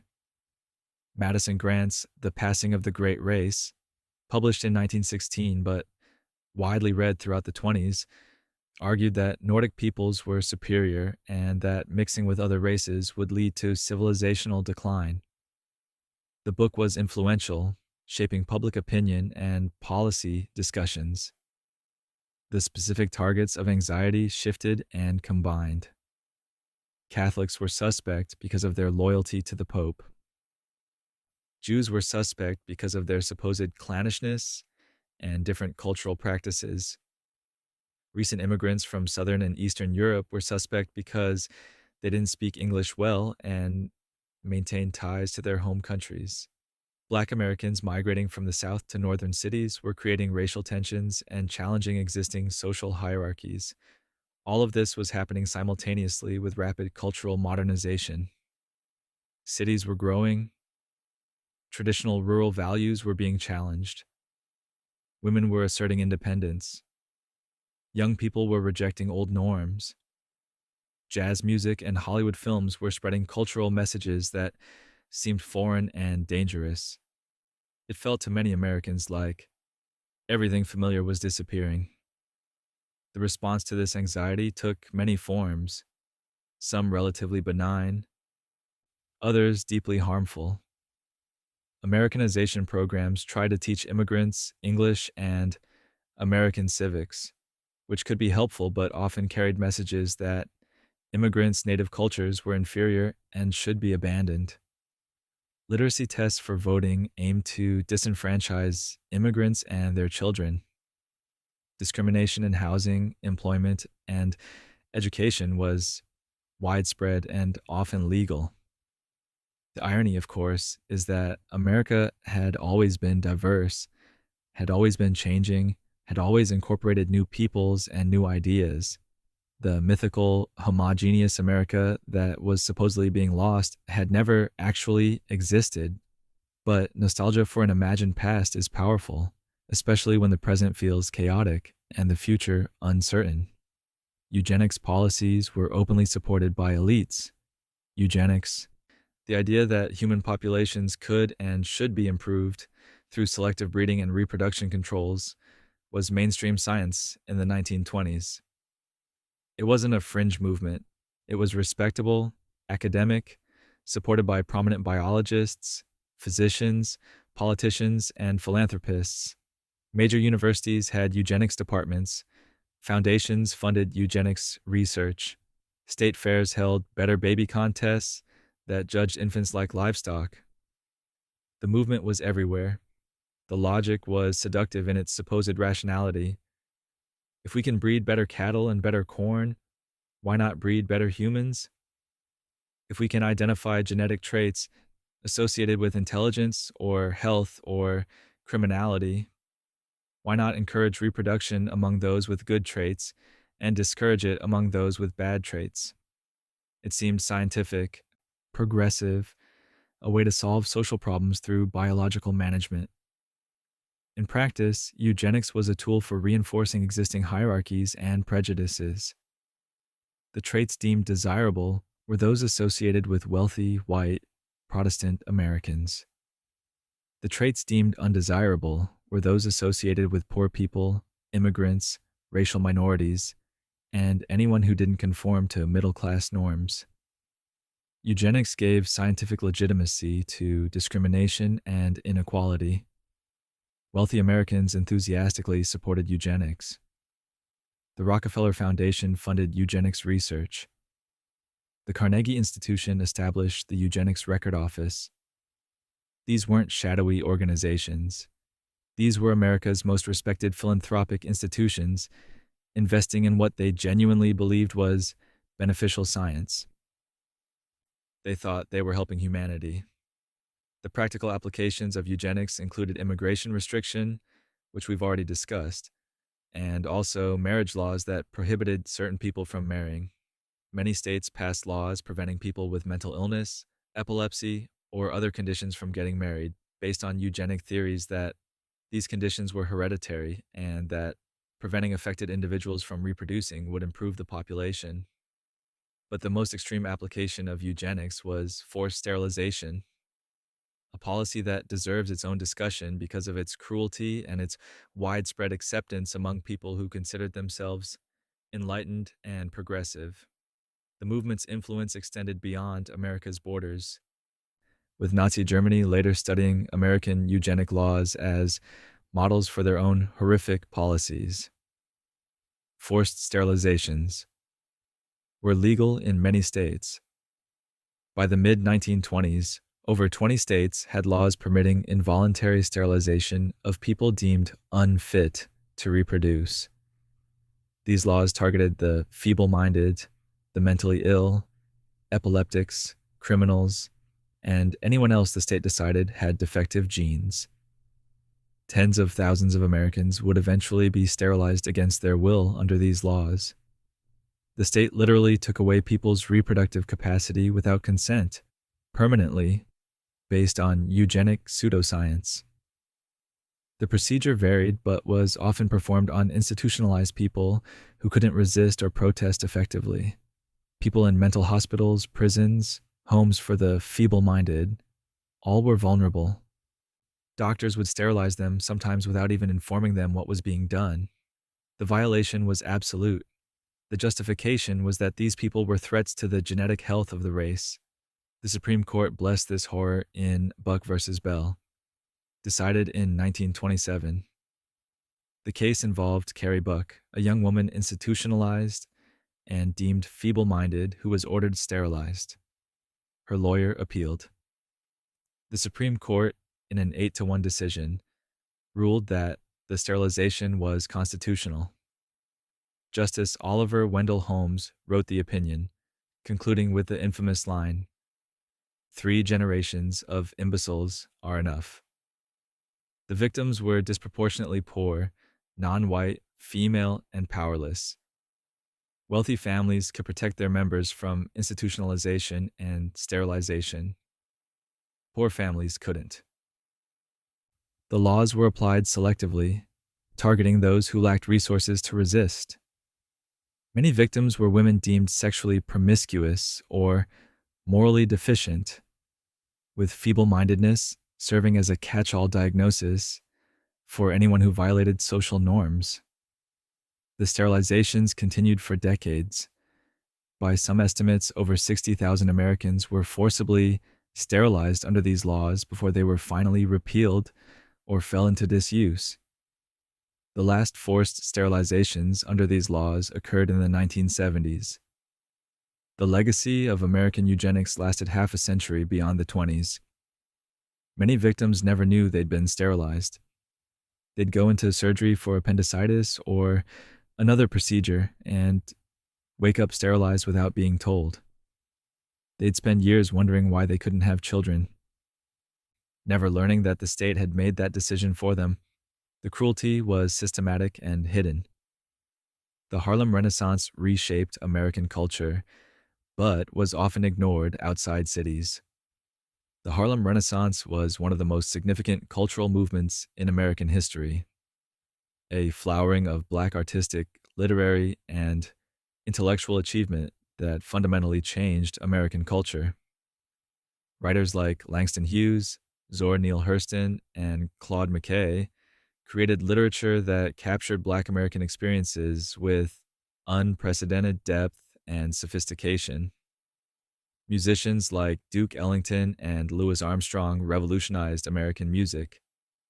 Artists like Aaron Douglas created visual art that drew on African heritage and modern aesthetics. The creative output was extraordinary, the influence profound. The geography of awareness was stark. In Harlem, in Chicago's South Side, In other urban centers with significant black populations, the Renaissance was visible and celebrated. Clubs, galleries, literary salons all showcased black talent. White intellectuals and bohemians who considered themselves progressive made pilgrimages to Harlem to experience the culture. But in small town America, in rural areas, in the white mainstream, the Harlem Renaissance might as well have been happening on another planet. The white media coverage, when it existed, was often condescending or exoticizing. Black artists were treated as curiosities, primitive talents, interesting natives to be observed rather than equals to be respected. Reviews praised black performers for their natural rhythm or instinctive musicality, language that denied the skill, training, and artistic sophistication actually involved. The Cotton Club in Harlem exemplified the complicated racial dynamics.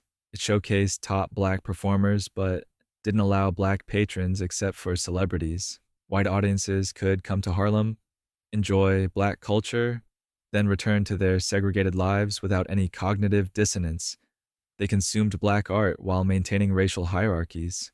Many Harlem Renaissance artists struggled financially despite their talent and output. Publishers paid black writers less than white writers. Record companies gave black musicians worse contracts. Galleries were reluctant to show black artists' work. The economic barriers meant that even successful black artists often lived precarious lives, dependent on white patrons who could withdraw support on a whim. The movement's political and social dimensions were also largely ignored by white America.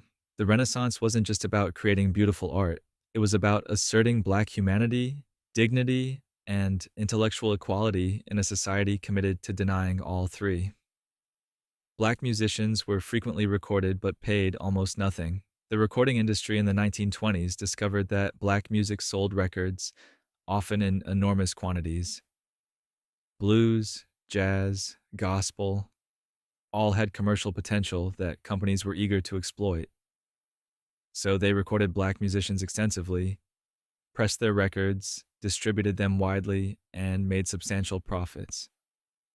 The musicians themselves were often paid flat fees of $25 to $50 per recording session, with no royalties, no ownership of their work, no share of the profits their talent generated. The standard contract was brutal. A musician would come into a studio, record several songs in a single session, receive a one-time payment, and sign away all rights to the recordings. The record company owned everything. If the record sold 1 million copies, the company kept all the revenue. The musician got nothing beyond that initial payment. Many black musicians were illiterate or unfamiliar with legal contracts, making them vulnerable to terms they didn't fully understand. Record companies specifically created race records, labels to market black music to black audiences. These labels were segregated divisions of larger companies, with separate marketing, separate distribution, and separate accounting. The segregation extended to payment structures. White musicians recording for mainstream labels received better contracts, higher fees, and sometimes royalties. Black musicians on race records labels got exploitation contracts with no long-term benefits. Some of the most influential recordings in American music history generated almost no money for the artists who created them. Bessie Smith, one of the greatest blues singers ever, sold millions of records in the 1920s, but died poor in 1937. Ma Rainey, another legendary blues artist, was paid flat fees, while her records generated substantial profits for Paramount Records. The power dynamics were impossible to escape. Record companies controlled access to recording technology, distribution networks, and audiences. If a musician wanted to reach beyond local venues, they needed a record company. The companies knew this and structured contracts accordingly. Musicians had the choice of accepting exploitative terms or not recording at all. White musicians sometimes recorded covers of songs written and originally performed by black musicians. The white versions, marketed to white audiences, often outsold the originals and made more money. The white performers received credit and compensation, while the black originators received nothing. The racial dynamics of the music industry mirrored the racial dynamics of American society, with black creativity feeding white profit. Crime became more organized. Because alcohol was illegal, Prohibition didn't eliminate the alcohol industry. It just made that industry illegal, and illegal industries operate very differently from legal ones.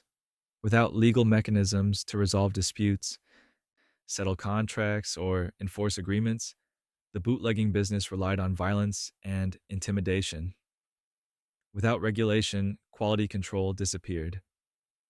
Without legal barriers to entry, competition became ruthless.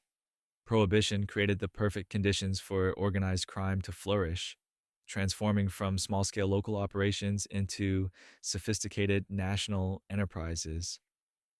Before Prohibition, organized crime existed but was relatively small and localized.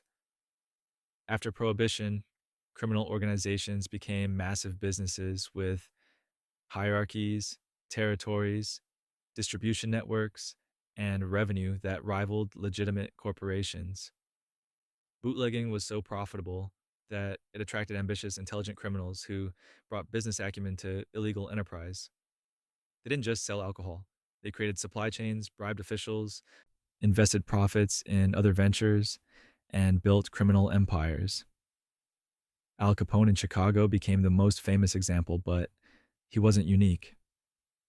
Every major city had criminal organizations controlling bootlegging, and many extended into other illegal activities: gambling, prostitution, labor racketeering, extortion. The profits from bootlegging funded expansion into these other areas. Prohibition didn't just create organized crime around alcohol. It created the financial foundation for organized crime to diversify and entrench itself in American life. The violence was staggering. Gang wars over territory killed hundreds.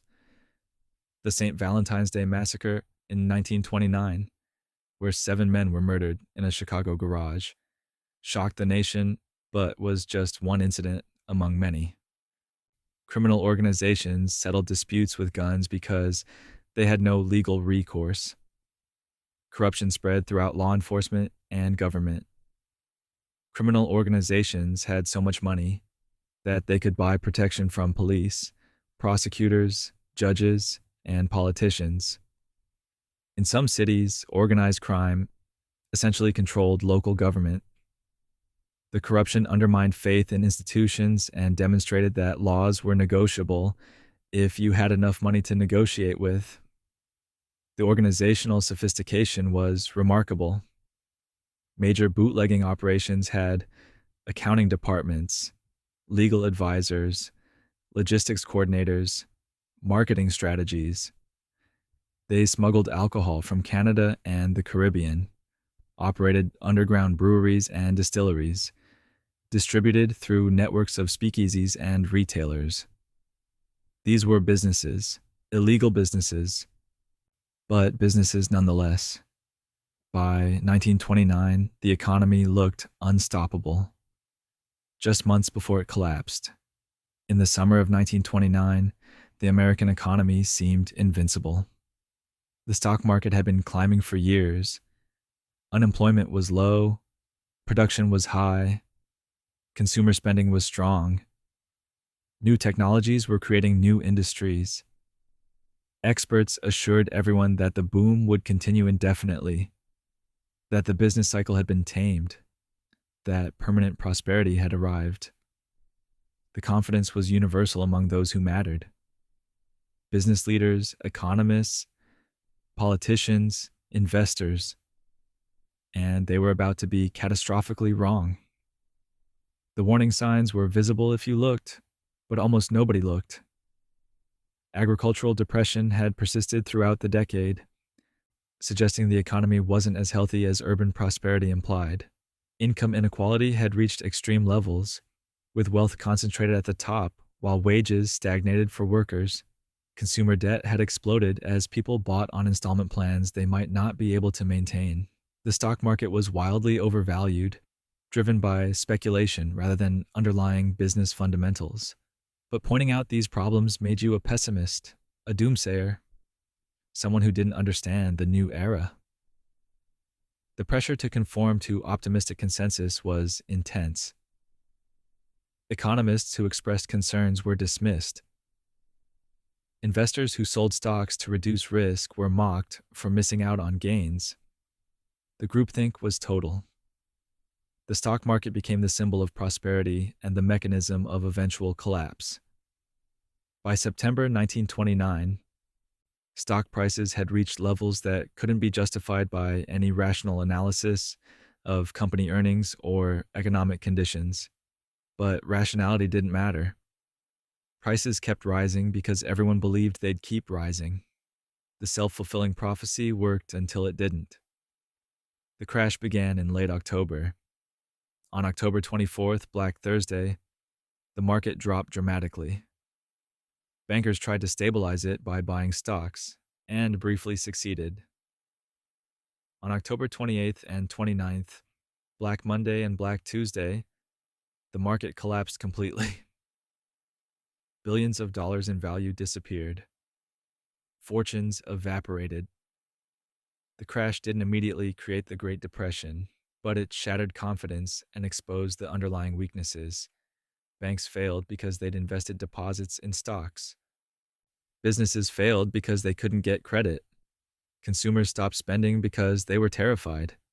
The downward spiral fed on itself, turning a stock market crash into an economic catastrophe. And that brings us to October 1929, when everything finally broke.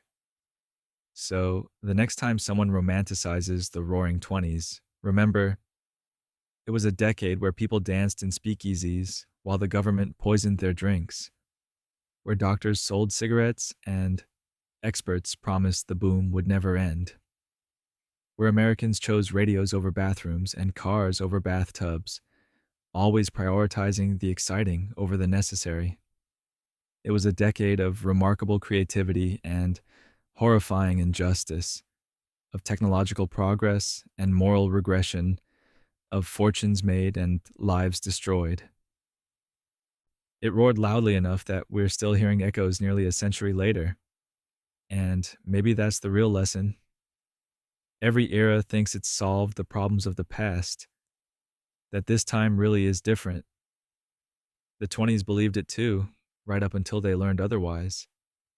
Sweet dreams, and be grateful you're not investing your life savings on margin while drinking bathtub gin and hoping the music never stops.